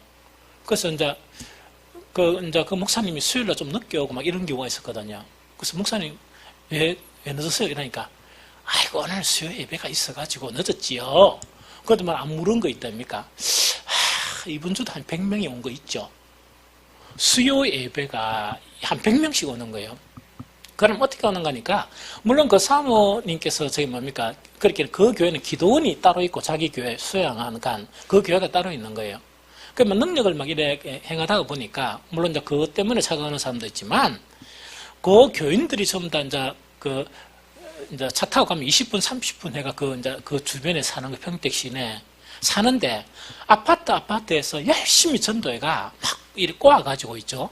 이 직분자들이 몇 명씩 이렇게 데리고 오는 거예요. 아줌마들을. 이해가 되죠? 막 데리고 오다 보니까 그게 이제 수요 예배, 일부 예배가 된 거예요. 그러면 수요 예배가 뭐냐? 주일날 예배처럼 똑같이 하는가 봐요. 똑같이 하는 거라. 언제 하느냐? 낮에 이제 똑같이 하는데, 단지 주일날 예배하고 똑같이 하는데, 의원인가 하니까 초신자들을 위해서 이렇게 이제 프로그램을 가지고 일하는가 봐요. 그래서 목사님이 어떤 일이 있더라도 이 수요 예배 자체는 안 빠진다 이래요. 그래서 내가 이제 신계가 멀문하기래.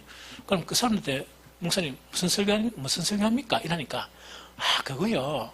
그냥 이분들한테 탁 질문을 던지는 거라. 요새 사는 게 힘들죠? 이렇게 타기가 어떻게 하면 좀 편한 줄 압니까? 그러고 보니까 또 아이들한테 하는 거 있다고 그러는데, 목사님, 이래 통해요, 이게. 이래가 이제 막 이렇게 해서 이제 갔거든요. 그런데 제가 그날 딱 가니까 교회 목사님이 아무도 없어요.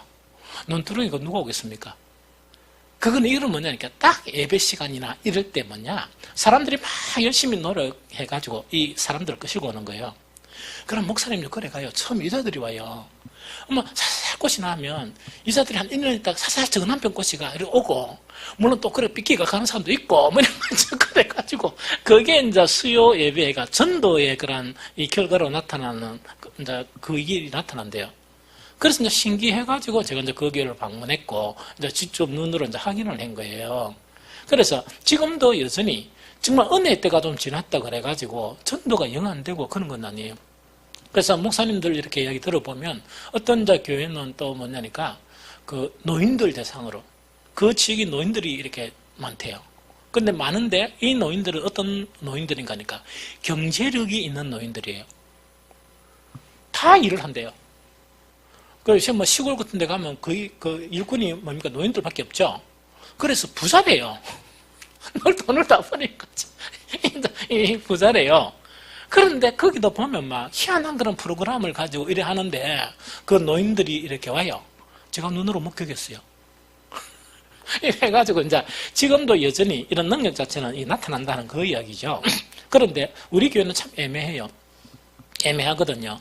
우리가 여기 옮긴 지가 한 13년이 되지만 아직까지 우리가 이 주변에 대해서, 동네에 대해서 어떤 교회로서 어떤 역할을 지금은 사실은 못하고 있거든요. 그러다 보니까 우리는 또 처음 다 띄엄띄엄 있는데 막 이래가 이제 교회에서 모이는 이제 그런 형태다. 그죠? 그럼 이런 상황 가운데 우리는 어떻게 전도해야 되느냐 하는 그 자체를 갖다가 오늘은 성경에 보면 빌립보 있죠.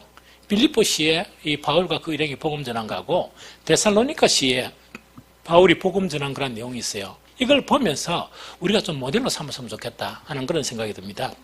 제일 첫 번째 빌립보 전도예요. 1페이지 그 밑에 보면 빌립보시는요, 그러니까 소아시아에서 이 어딘가니까 마게도냐 있죠. 마게도냐로 이렇게 유럽 쪽이죠. 마게도냐로 넘어가다가 보면 제일 첫 번째 작은 소도시가 빌립보예요. 이제 빌립보거든요. 그런데 이 빌립보시는 주로 누가 살고 있었냐? 로마인들이 살고 있었어요. 이 로마인들이 살고 있었고, 또한 뭐 그리스인 있죠. 그리스인하고 소수, 또 소수의 그런 유대인들이 그런 살고 있었습니다. 그래서 유대인들의 숫자가 적다 보니까 빌립보시에서는 뭐가 없었냐? 유대인이 있는 곳에 반드시 뭐가 있습니까? 회당이 있었죠. 그러나 빌립보시에는 회당이 없었어요. 이건 그런 특색을 가지고 있고, 그 다음에 빌립보시는 로마 속국이 가질 수 있는 많은 그런 특권을 부여받았어요. 이거는 자유도시예요. 그래서 작은 로마의 복사판이라 할 정도로 재산 구입이나 소유 이전, 또 민사소송권을 자체로 가지고 있었고, 또 모든 속국들이 다 냈던 인두세나 토지세 있죠. 그때 유대인들도 냈죠. 그러나 이런 세금도 이 감면될 정도로 아주 뭡니까? 특별한 도시가 바로 빌립보시였어요. 그러면 빌립보 전도는 어떻게 이루어졌느냐? 사도행전 16장 9절에서 12절 전반절 자 읽어봅니다. 시작. 밤에 환상이 바울에게 보이니 마게도냐 사람 하나가 서서 그에게 청하여 이르되 마게도냐로 건너와서 우리를 도우라 하거늘 바울이 환상을 보았을 때 우리가 곧 마게도냐로 떠나기를 힘쓰니 이는 하나님이 저 사람들에게 복음을 전하라고 우리를 부르신 줄 인정함이더라. 우리가 드로아에서 배로 떠나 사모드라게로 직행하여 이튿날 네아폴리에 가고 거기서 빌립보에 이르니 이야기다. 그죠? 그럼 요거는 뭐냐니까 자 이제 봅니다. 전도를 하는데 어떻게 하는 거니까 이 소아시아나 이곳에서 전도하려고 막 이렇게 하고 있는데 왜 됐단 말입니까? 성령이 어디로 가라? 마게도냐로 가라. 그리고 밤에 이제 삶에서 환상으로 나타났던 거예요. 그래서 이거는 이제 뭐냐니까 성령께서 이렇게 이제 직접 인도하면서 전도했던 곳이 바로 빌립보예요. 이해가 되겠죠? 그러고 이제 이거는 이제 우리도 마찬가지죠. 이 복음이 힘든 그런 상황 가운데 이 다들 형식적으로 이제 전도 프로그램을 하고 이랬는데 제가 이제 감사하게 생각하고 또 이걸 생각했던 게 뭐냐? 우리 직분자들 우리 청년들은 많이 없지만 사실 우리 직분자들은 참 좋아요. 그리고 우리 청년들이 감사하게 생각해야 되고 왜냐니까 정말 주기적으로 와서 계속 기도하거든요. 그게 얼마나 큰 겁니까? 또 뿐만 아니죠. 목사가 전도하자 말자 이런 말도 없었는데 어디되는 거니까 스스로 이렇게 토요일 날, 수요일 날 이렇게 전도를 하거든요. 얼마나 대단한 것입니까? 그죠? 그래서 마치 지금 복음이 힘든 상황 속에서 우리 장년층에서 전도하고자 동기를 부여받은 주님으로부터 부여받은 목사의 강요가 아니고 이런 것하고 좀 유사하다 하는 그 이야기죠. 그러면 빌립보에서 전도하는 상황을 보면 한번 읽어봅니다. 사도행전 16장 13절 18절 읽어봅니다. 시작. 안식일에 우리가 기도할 곳이 있을까요? 문밖 강가에 나가 거기 앉아서 모인 여자들에게 말하는데 두아디라시에 있는 자색 옷값 장사로 하나님을 섬기는 누디아라 하는 한 여자가 말을 듣고 있을 때 주께서 그 마음을 열어 바울의 말을 따르게 하신지라 그와 그 집이 다 세리를 받고 우리에게 청하여 이르되 만일 나를 주 믿는 자로 알거든 내 집에 들어와 유하라 하고 강건하여 머물게 하니라. 우리가 기도하는 곳에 가다가 점치는 귀신 들린 여종 하나를 만나니 점으로 그 주인에게 큰 이익을 주는 자라. 그가 바울과 우리를 따라 소리를 질러 이르되 이 사람은 지극히 높은 하나님의 종으로서 구원의 길을 너에게 전하는 자라 하며 이같이 여러 날을 하는지라. 바울이 심히 괴로워하여 돌이켜 그 귀신에게 이르되 예수 그리스도 이름으로 내가 내게 명하노니 그에게서 나오라 하니 귀신이 즉시 나오리라. 이야기가 되죠. 자, 요거는 이제 어떤 전도가 이렇다면 빌립보 교회 전도는 바울이 계획했던 거 아니에요. 바울이 정말 가고 싶어 했던 그런 전도지 알죠? 한 곳은 어디입니까? 로마고 또 한 곳은 어디입니까? 스페인. 그 스페인이 뭐냐? 유럽의 제일 끝이에요. 그래서 아마 땅끝이라고 생각인가 모르겠지만 그 두 군데를 막 가고 싶어 한 거예요. 그래서 로마에 가고 그 다음에 또 이제 전도비를 이렇게 좀 받아서 어디로 가는 거 스페인으로 가려고 이 생각을 참 많이 했거든요. 그런데 성령께서 어디로요? 이 마게도냐로 서로 이제 전도를 하러 가라고 요구를 했던 거예요. 그래서 그게 순응해가 간 그 첫 도시가 바로 누구라고요? 이 빌립보 이 교회였어요. 그런데 또 가니까 진짜 전달 상황이 안 됐어요. 바울과 그 일행이 전도하는데 이 당시에 전도했던 것은 어디를 사용합니까? 회당을 사용한 거예요. 이미 그 해당에 들어가 보면 어디 된다고요? 이 해당에 이제 들어가면은 정말 그 해당에서 어디단 말입니까? 이 모의가 있는 거예요. 그런데 이제 그때 이제 상황 자체가 어떤 상황이냐. 이 빌립보도 마찬가지, 빌립보는 해당이 없었죠. 뭐 데살로니카도 마찬가지고 그 주변 자체에 해당에는 누가 뭡니까? 모이는 곳이에요? 유대인들이 모이는 곳이죠. 유대교로 모이는 곳이죠. 그런데 그때 아주 요상한 특징이 하나 있어요. 어떤 특징인가 하니까 그 당시에 이제 로마의 지세하에서 살잖아요. 살다 보니까 그 당시에 이 로마 강국으로 막 이렇게 하면서 뭐 오늘날하고 비교할 수 없지만 그래도 물질적인 풍요 이런 것 속에서 사람들의 그런 일부 정말 깨어있는 그런 사람들의 일부가 뭐냐니까 그 당시에 그런 부패하고 타락하고 성적으로 혼란한 그런 그 생활이 있죠. 그게 너무나 염증을 느낀 거예요. 염증을 탁 느끼다가 뭔가를 찾다 보니까 유대인들이 뭐 요상하게 한 번씩 모여가지고 토요일 날마다 모여가 이 모임을 갖고 일하거든요. 그걸 가만히 보니까 생활이 자기들 보기에 깨끗했겠습니까? 안 깨끗했습니까? 얼마나 깨끗하고 일한다, 그죠? 그러다 보니까 이 사람들 중에 왜 등가니까 유대교로 개종한 사람들이 많았어요. 아마 여기에 등장한 누굽니까? 이 루디아 있다, 그죠? 이 루디아, 이 옷감장 사는 루디아 있다, 그죠? 루디아도 이 회당은 없었지만은 그 유대인들이 그래도 회당은 못 짓고 이 강가에서 뭡니까? 자기들 나름대로 모임을 거는 이런 모임에 아마 동참하지 않았느냐는 그런 생각이 들어요. 좀 이해가 되죠? 그래서 이제 이런 상황 가운데 그 해당에는 유대인들도 모여있고 또 누가 모여있습니까? 좀 뭔가를 찾는 정말 진리를 찾고 본질적인 부분을 찾고 너무나 타락한 세상에 염증을 느낀 사람들이 거기에 이제 모여있는 거예요. 이거는 뭡니까? 하나님이 딱 예배한 곳이죠. 이럴 때 딱 들어가 바울이 뭡니까? 복음을 전한 거예요. 그럼 모든 설교처럼 이 바울의 그런 복음 자체가 얼마나 놀라운 그런 능력을 가졌느냐? 이때 그 회당에 모였던 사람들은 무엇을 찾는 사람입니까? 안 찾는 사람입니까? 찾고 있는 사람이었어요. 무언가를 찾고 있는 사람이었거든요. 그 철학에도 염증을 느끼고 그 다음에 윗선에도 염증을 느끼면서 뭔가를 찾고 있었던 사람인데 거기에서 생명의 복음의 말씀을 듣다니까 눈이 확 바뀌어버린 거예요. 뭔가를 막 갈급하고 뭔가를 막 찾고 있는 사람에게 본질적인 복음을 탁 전하니까 오해됐단 말입니까? 정말 그 말씀을 통해서 뭐가 일어납니까? 뭔가 세례를 줬다 안 줬다 그것보다 마음이 뒤집혀버린 거예요. 이 마음이 뒤집히면서 새로운 그런 살 길을 발견했던 사람이 초대교회 성도들에게 나타났던 그런 부분이다. 이 이야기다. 그죠? 그래서 어쨌든 간에 유대인의 해당이 없었기 때문에 그 뭡니까? 기도할 곳을 찾으려고 탁 가다 보니까 이 뭡니까? 이제 이 강가에 있다. 탁 가다 보니까 여자들이 이제 모여 있는 거예요. 있다 보니까 바울하고 또 이야기하다 보니까 거기에서 이제 회심을 한 거예요. 그게 이제 첫 열매라. 열매죠? 그럼 이런 이제 교제를 하다 보니까 어떤 일이 벌어지느냐? 어떤 한 여종이 있었는데 이 귀신이 들리가 점치는 거예요. 점을 치고 돈을 받으면 누구 줍니까? 저 주인한테 주는 거예요. 이 여자는 종이니까. 왜? 모든 재능도 주인 거니까. 그런데 바울이 갈 때마다 가가지고 뭡니까? 이 사람은 위대하다 자꾸 이야기하니까 바울이 귀찮죠? 귀찮으니까 한마디 딱 내뱉은 게 뭐냐? 귀신아 놓으라 하니까 귀신이 놓아붙어요. 일하다 보니까 어떤 문제가 생깁니까? 주인이 가만히 보니까 자기 돈줄이 막혔죠? 누구로부터? 누가? 바울 때문에 돈줄 막혔어. 그래 고소해가 어디 갔습니까? 감옥에 갔는데 그게 빌립보 감옥에 투옥된 거예요. 투옥돼가지고 이제 바울하고 그 신라가 뭡니까? 그 안에서 막 찬양을 했는데 이 착고가 이제 풀려져 버린 거예요. 그때 누구를 만났느냐? 간수를 만난 거예요. 간수가 와가지고 큰일 났네. 자살하려고 하는 거를 뭐 자살하지 마. 우리가 여기 있다. 뭐 이래 버린 거예요. 좀 이해가 됩니까? 그래가 간수가 막 기절 촉봉을 했는데 아마 이 간수도 하나님 예비한 영혼 같아요.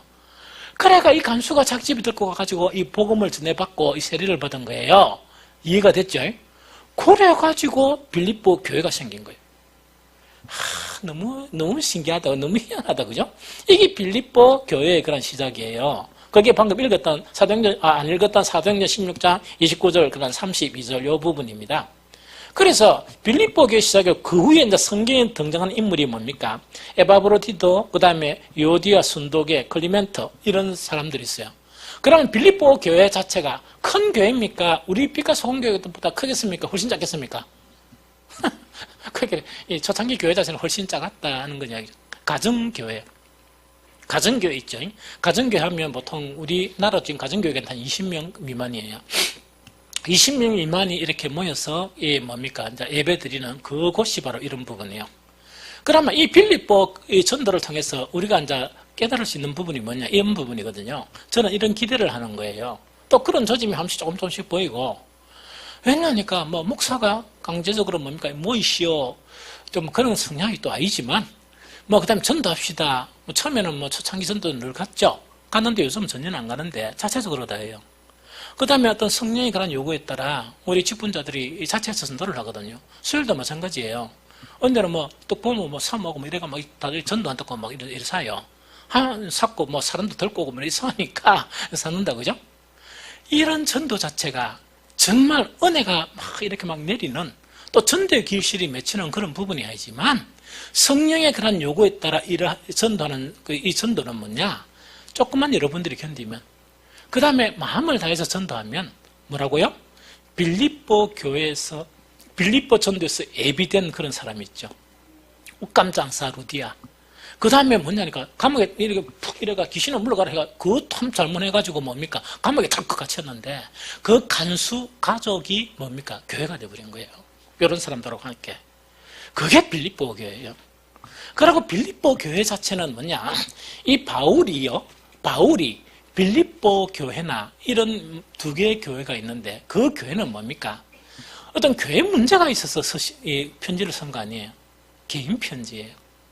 빌립보 이 교인들하고 바울이 억수로 끈끈한 관계예요. 끈끈한 관계다 보니까 뭐냐니까 이 당시에 아마 바울은 뭡니까? 이 좀 대쪽 같은 그런 부분이다 보니까 다른 데 돈을 전혀 안 받았어요.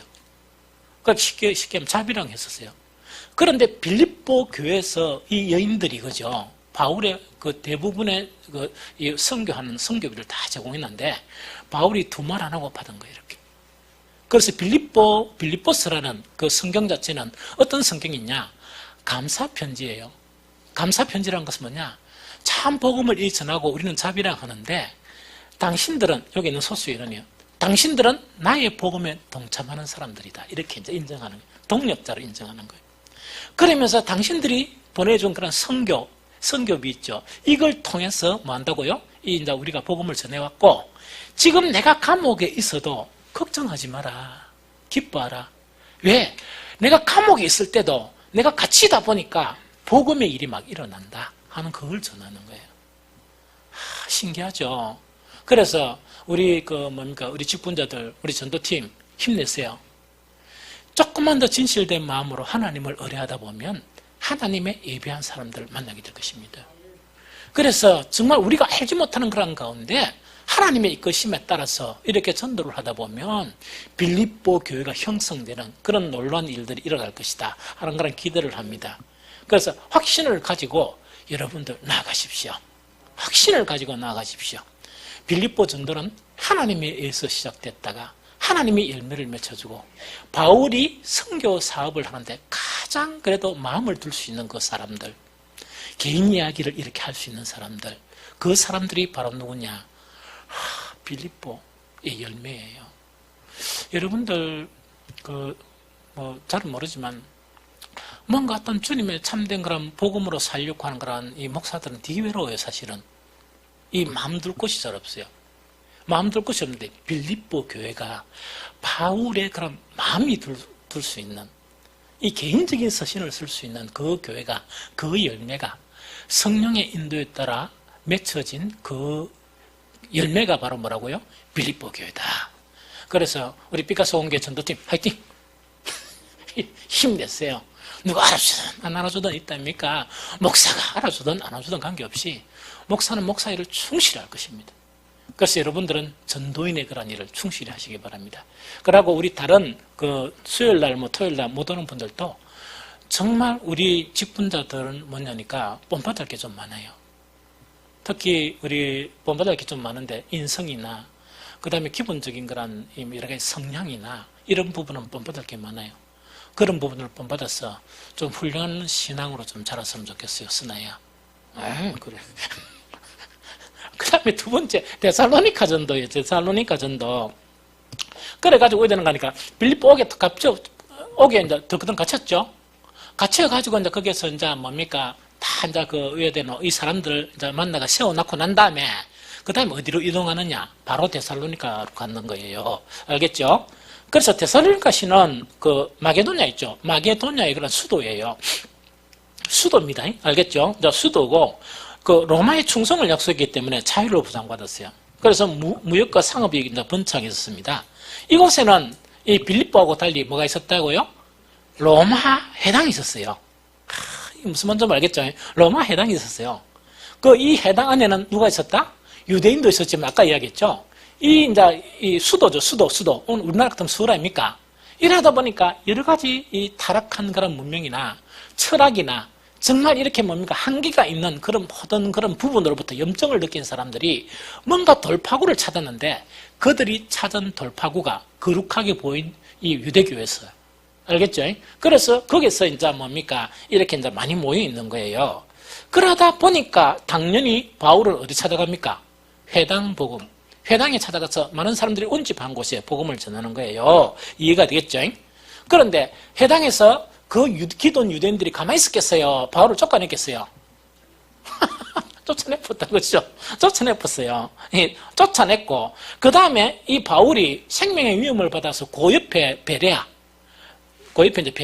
쪽으로 갔는데, 이 사람들은 열성파예요. 쫓아내고 만 게 아니고 끝 쫓아가는 거예요.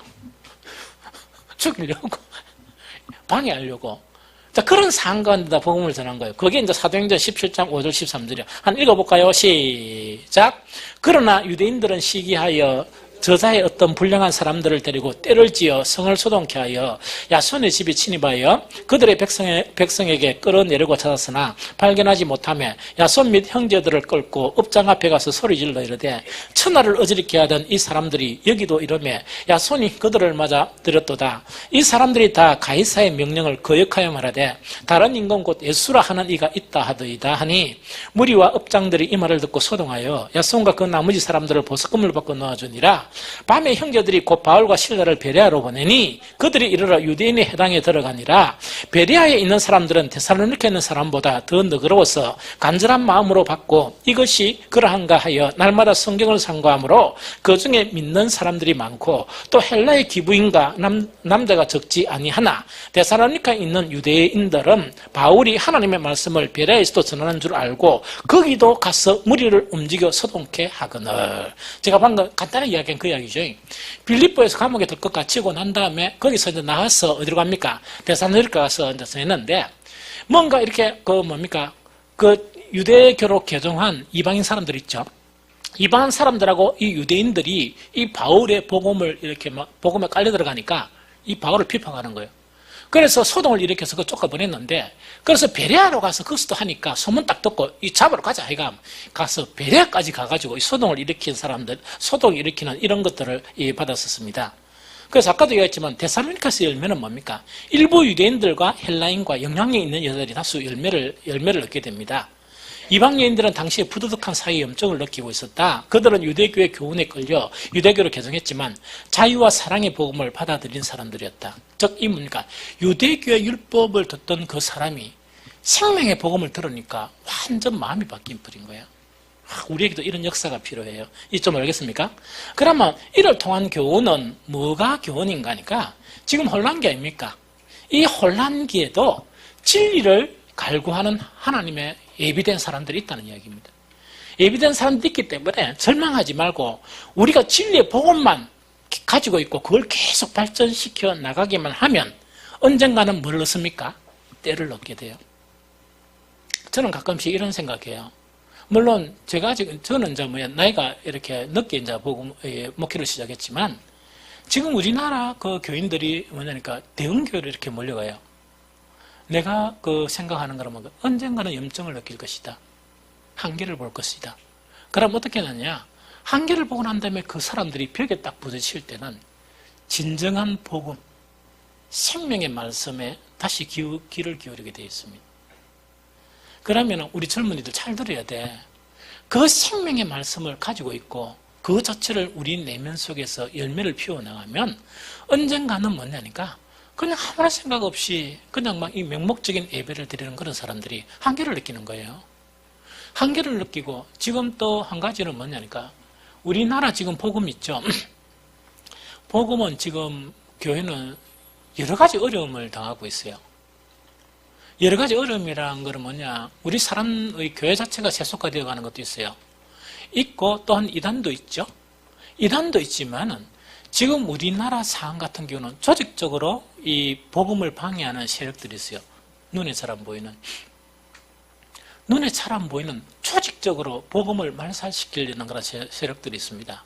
그래서 상당히 어려운 그런 처지에 놓여 있는 게 오늘 이 시대를 살아가는 그리스도인들이에요. 좀 이해가 되죠? 그래서 우리는 정신 바짝 차려야 돼요. 그리고 절대 우리에게 있는 복음이 있죠. 이거는요, 가벼운 것이 아니에요. 그 어떤 세력이나 건세보다 강한 거예요.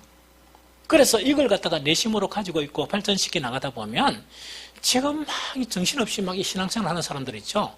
그 사람들이 연주 뚝 보면 내가 뭐 하고 있노? 물론 생각이 있는 사람이야 그걸 느끼죠. 그런 사람들이 내가 뭐 하고 있노? 이런 사람들이 헤맬 거 아닙니까? 그럴 때 복음을 가진 여러분들을 만나면 왜 되겠습니까? 빛을 발견하는 거예요. 빛을 발견하는 거예요. 우리는 그런 것을 마음에 품고 기대하면서 그래도 참고 인내해야 됩니다. 그러면 여기서 이제 우리가 배워야 될 거예요, 뭐냐? 그럼 데살로니가 교회에서 이 놀라운 그런 큰 방해에도 불구하고 놀라운 일이 일어났죠. 이거 자체는 늘 언급하듯이 데살로니가서 1장 5절을 읽어봅니다. 1장 5절. 자, 읽어봅니다. 자, 시작. 이는 우리의 복음이 너희에게 말로만 이룬 것이 아니라 또한 능력과 성령과 큰 확신으로 된 것임이니라. 우리가 너희 가운데 너희를 위하여 어떤 사람이 된 것을 너희가 아는 바와 같으니라. 네 가지 요소예요. 사실은 이것만 준비하고 있으면, 자, 이제 다시 이야기할게요. 지금은 진짜로요, 옛날에 막 부흥하고 이런 시대는 아니에요. 교회 사람들이 몰려오고 하는 그런 시대는 아닙니다. 어려운 시대예요. 그러나 아직까지 구원받아야 될 하나님의 사람들이 있어요. 하나님의 사람들이 있다 그러면 어떻게 준비해야 되는가? 첫 번째 뭡니까? 능력을 준비해야 돼요. 그럼 능력은 오늘 오전에 예배 그냥 그 설교 말씀 생각하면 돼요. 우리 믿음이 사람의 생각 안에 있는 믿음이 있죠. 그 아무 능력이 없어요. 아무 능력이 없거든요. 그거 탈피해야 돼요. 탈피해서 하나님의 능력 안에 있는 이 믿음으로 바뀌어져야 돼요. 그 능력이 일단 있어야 되고, 그 다음에 성령의 충만함이라는 거는 뭡니까? 우리 자의, 내 속에 있는 의나 혹은 세상 원리대로 움직이던 내 자체가 그걸 완전히 손들어야 돼요. 손들면서 포기해야 돼요. 포기하고 오로지 성령이 나를 도와주시도록 간절히 기대해야 돼요. 사모해야 돼요. 이게 이제 좀 있어야 되고, 세 번째 이제 필요한 것은 큰 확신이에요. 큰 확신이라는 건 뭐냐? 지금 우리가 가지고 있는 믿음이 있죠. 아까 이제 뭐 능력 있는 믿음, 그런 식으로 바뀌어서 나가야 됩니다. 이게 무슨 말이겠지? 바뀌어서 나가야 되고, 네 번째가 뭡니까? 사람의 문제요. 사람이라는 건 온전한 하나님의 사람이 되면, 온전한 하나님의 사람에게는 사람이 모여요. 내 내면의 사람이 바뀌어야 돼요. 즉, 육에 속한 사람에게서 뭐라고요? 하나님의 사람으로 바뀌는 이 네 가지를 딱 준비하고 있으면 지금 이 시대에도 복음이 필요한 사람을 만나게 되면 능력이 나타나는 거예요. 데살로니가 교회, 여기 바울이 복음 전한 거 있죠. 3주간의 복음 전했어요. 3주간의 복음을 전하면서 쫓겨놓은 거예요. 이 쫓겨나오는데 렌주 디모데를 또 보내니까 너무 걱정이 돼가지고 한 가봐라. 그때 막 회심한 사람 뭐야 된다 하니까 교회가 돼 있는 거예요. 이 능력이 어떻게 받느냐? 바울은 이야기하면서 더 큰 능력, 성령의 충만한, 더 큰 확신, 더 온전한 하나님의 사람, 이렇게 되어 있습니다. 이걸 위해서 우리에게 필요한 게 뭡니까? 기본적인 삶이 바뀌어야 돼요. 어떤 삶이 바뀌어야 됩니까? 우리에게는 예배가 회복돼야 돼요. 오늘 오전 이야기했죠. 예배를 사모하고 되도록이면 모든 공예배에 참석해야 돼요. 지금 목사님들이 모여가 늘 걱정하는 게 뭐냐? 그 주일날 난예배 참석해가 그 잠깐 참석해가지고 이렇게 하면 어떻게 산단 말이냐, 이 복잡한 세상에. 이런 복잡한 세상에 어떻게 신앙을 유지한단 말이냐, 이걸 좀 더 걱정해요. 예, 알겠습니까? 그래서 우리는 다행히 뭡니까? 이거 있죠, 이거. 안 되는 거죠, 지금? 되고 있나? 이거라도 있어가 홀리면 좀 보는 거를 강력하게 추천을 해요. 좀 참석 못하면 그거라도 봐야 돼요. 효과는 덜 떨어지지만 그래도 좀 이렇게 보고 이렇게 가까이 있어야 돼요. 그렇게는 예배가 회복돼야 되고 기도가 회복돼야 돼요. 그러고 이제 말씀도 회복되고 헌신 등이 회복되는 그런 능력 자체가 있어야 예비된 준비된 그런 영혼들을 만나게 돼요. 좀 알겠죠? 그럼 여기 이제 전도 이제 끝나고 그래서 정말 올가을에 고생하는 우리 우리 직분자들 힘내시고 이런 확신을 가지고 이 전도하다 보면 하나님의 예비한 영혼들을 만나게 됩니다. 그런 결실이 있었으면 좋겠습니다. 그 다음에 자가 어떤 간에 그런 첫 열매가 딱 맺혀지죠. 그러면 어떤 간에 뭐 전체로 못 하고 목사하고 우리 전도팀은 파티할 거예요. 파티가 또 우리 서로 이제 축하하고 막 이렇게 지금 하고 싶다는 생각이 듭니다. 얼마나 대단한 일입니까? 이 시대에. 두 번째, 양육에 대해서입니다. 저 양육에 관해서인데, 이거는 뭐 몇 번 이야기해서 잘 알죠? 예, 잘 아는데, 사실은 이 양육이 있다, 그죠? 양육이라는 거는, 이 세 가지 시스템이 맞아야 돼요. 이건 이래 그리도 되고, 이래 그리도 돼요. 그래서 이거는 뭐냐? 마태복음 몇 장이요? 28장 19절에서 20절 있죠? 이 제자 삼는 거 있죠? 삼는 이 행위 자체는 이 포괄적인 그런 세계를 이야기하는 거예요. 하나는 뭡니까? 전도를 해야 돼요. 그렇죠? 전도를 하고 하나는 뭐예요? 기초 양육이에요.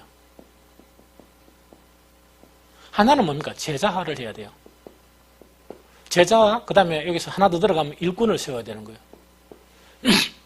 이 세 가지가 균형 있게 나가야 돼요. 그러면 우리 교회 지금 안 되지만은 우리 교회는 뭡니까? 우리 전도 일을 하고 있죠? 이 제자화는 일을 하고 있어요. 기초양육은 일이 좀 안 되잖아요. 좀 안 되거든요. 그런데 이 세 가지가 균형 있게 일이 돼야 돼요.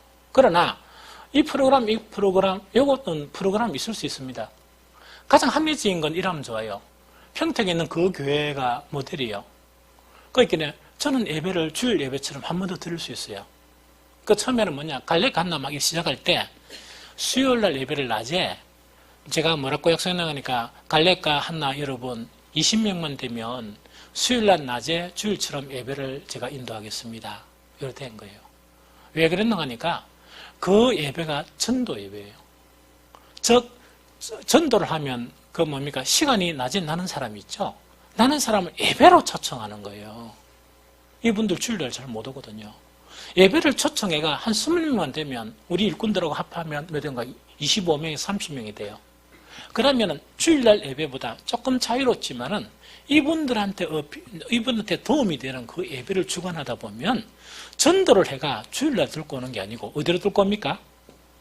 이 기초 양육 시스템 거기 들고 오는 거예요, 사실은. 절대로 바로 주일날 들고 오면 안 돼요. 주일날 들고 봐야 뭐 말씀 이해도 못 해요. 그래서 이때 그 예배 말씀은 뭐냐? 늘 복음만 이렇게 쉽게 전하는 거예요. 이렇게 늘 복음만 이렇게 전하는 거예요. 이래 전하고 다가 이래 서로 먹고 그 다음에 막 기도해 주고 가고 이걸 반복하다 보면 성장하게 돼요. 아주 신기하게. 제가 옛날에 그런 경험을 많이 했거든요. 그래서 원래는 전도가 되면 이 기초 양육 그런 과정이 있어야 돼요. 과정이 있어야 되고 그런 제자와 그런 과정이 있는데 기초 양육에서 전도만 조금만 되면 안 그러면 초신자가 한 20명만 있어도 오해되는 거니까 만약에 뭐 수요 예배 이런 식으로 낮에 있다 입니까? 편안하게 정말 그 사람들에게 맞게끔 예배가 형성될 수 있도록 만들 수 있어요. 그럼 전도회가 무조건 못 그럽니까? 주일날 잘 안 와요. 놀러 가고. 그럼 평일날 뭡니까? 밥 한 끼 먹자 이래가지고 잠깐 갔다가 우리 예배 참석하고 밥 한 끼 먹자 11시에 똑같이 하니까 탁 들고 가지고 예배 탁 끝나고 난 다음에 밥 한 끼 먹고 또 다음 주에 또 들고 또 밥 한 끼 먹고 밥을요 한 50분만 사주면 그 기심자가 될 수 있어요. 이게 이제 시스템이에요. 이 전도 시스템입니다. 이해가 됐죠? 그래서 지금 이제 중요한 거는 이제 기초 양육 시스템 오늘 잠깐 이야기할게요. 요거.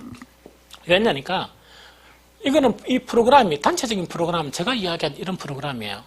그러면 이거는 뭐냐니까 뭐 자관이 전도 결심을 나타나면 이거는 우리 교회에서 시스템이 구축될 수 있어요. 이거는 참 구축될 수 있고 이건 참으로 열매가 많이 맺혀요. 좀 이해가 됩니까? 그런데 지금 그거 당장 못하니까 그다음 기초양육을 어떻게 하느냐? 기초양육이 아니라 띄엄띄엄 사람이 온다는 이야기거든요. 띄엄띄엄 사람이 오고 그 대상이 일률적으로 옵니까? 다양합니까? 이래서 이제 머리가 아픈 거예요. 그래서 인원만 많으면 그 다양한 사람들에 대해서 뭡니까? 시스템이나 사람들을 나누어서 이렇게 프로그램을 형성하면 되겠죠. 그런데 우리는 그럴 처지가 안 돼요. 안 돼서 제가 이렇게 이제 생각한 거는 이렇게 하면 아주 쉽다 하는 생각이 들어요. 좀 알겠죠? 그래서 기초양육 시스템을 보면 다양한 사고를 가진 사람들에 대한 것이니까 다양한 시스템이 필요합니다. 이런 상황에 만족시킬 수 있는 일꾼의 그런 부재가 우리에게 문제다. 일꾼이 없다는 이야기거든요. 그래서 당장 사용 가능한 몇 가지의 경험만 가지고 우리가 대비하는 것이 참 중요하다. 이거 알겠죠? 그럼 제일 첫 번째로 뭐냐? 자, 사람을 세 가지로만 나누는 거예요. 어떻게 나눕니까? 첫 번째, 교회에 대해서 전혀 잘 모르는 사람. 생자벽이 이제 처음 이제 교회에 놓은 거예요. 어쨌든 간에 놓았다, 그죠? 그럼 이거는 이 세 가지 이런 과정에 이 양육이 필요해요. 왜 한다 말입니까? 우선은 정착할 때까지 누가 관련이 가장 좋아요? 들고 온 사람. 이때는 뭡니까? 목사가 뭡니까? 들고 온 사람 제끼고, 이렇게 오세요. 제가 기도해 줄게요. 이러면 그 사람이 기도 받겠습니까? 안 받겠습니까? 안 받아요. 목사는 인사만 하고요. 그냥 모른 척하고 또 지나가고 이래야 돼요, 사실은. 그럼 이때 양육의 주도는 누가 해야 되냐? 전도한 사람이 이렇게 관리를 하면서 필요한 사항이 있으면 누구에게? 목사한테 이렇게 부탁을 하는 거예요. 그럼 한 번 만나주실래요? 이런 식으로. 그럼 그것도 조정이 참 필요해요. 왜? 목사들 잘 안 만나려고 해요. 생자병이 교인들은. 무슨 말이겠죠? 그래서 잘 조정이 돼가 여러 가지 그런 부분에서 요청을 하면 이렇게 만나야 된다. 그럼 두 번째, 전도한 사람과 목사는 그 사람의 특성을 이렇게 파악해가지고, 파악해야 돼. 왜냐면, 교회 생자벽에 온 사람들도 뭐냐니까, 사교성이 있는 사람, 사교성이 없는 사람, 뭐 여러 가지가 있겠죠. 그럼, 예를 들면, 이제 우리 성령 씨. 성령 씨는 지금 뭡니까? 거기 와서, 이제, 우리 친구가 딱 있어요. 누굽니까? 대원집 사고 밥 먹고 이야기하는 거 보면 되게 재밌게요. 그래서 내가 한 번씩 그 옆에 앉거든요.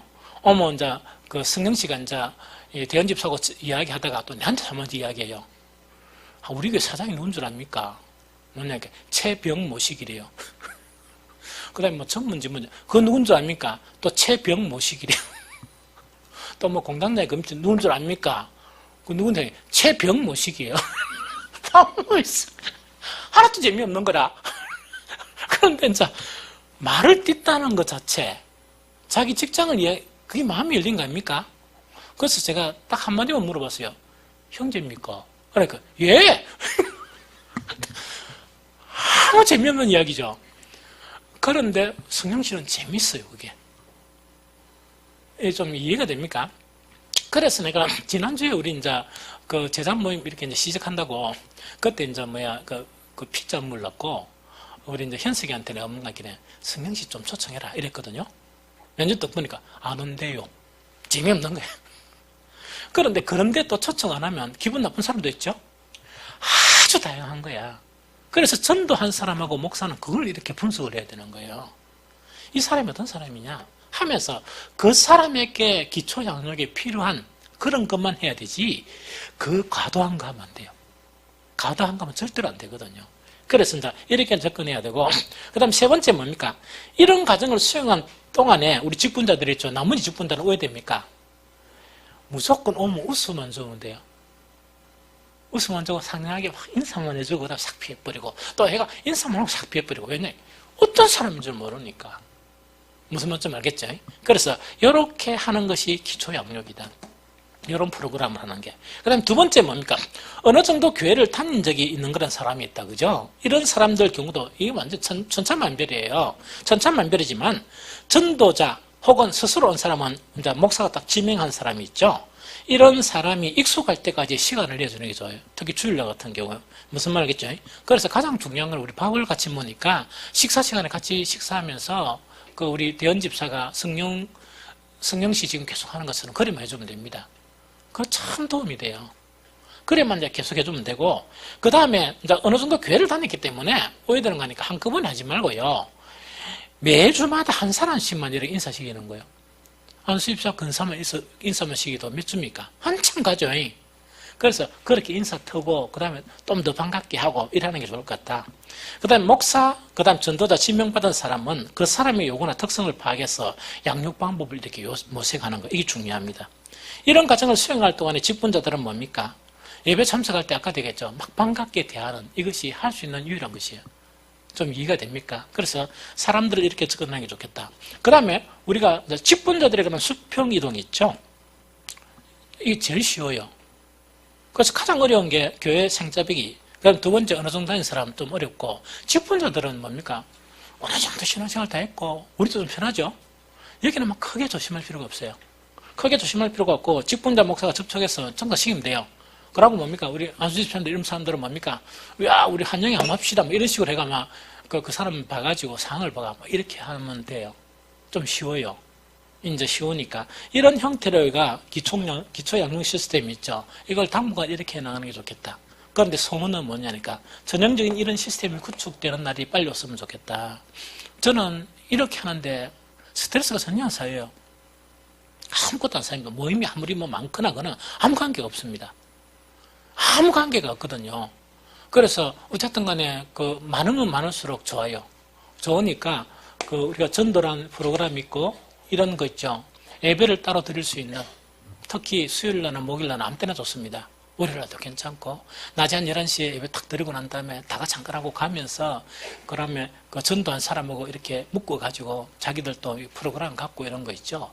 이랬으면 참 좋겠다 생각이 들고, 그다음 이 과정을 막 거치면서 드디어 제자화를 가는 과정이 있죠. 이게 건강한 교회가 되는 아주 중요한 시스템이에요.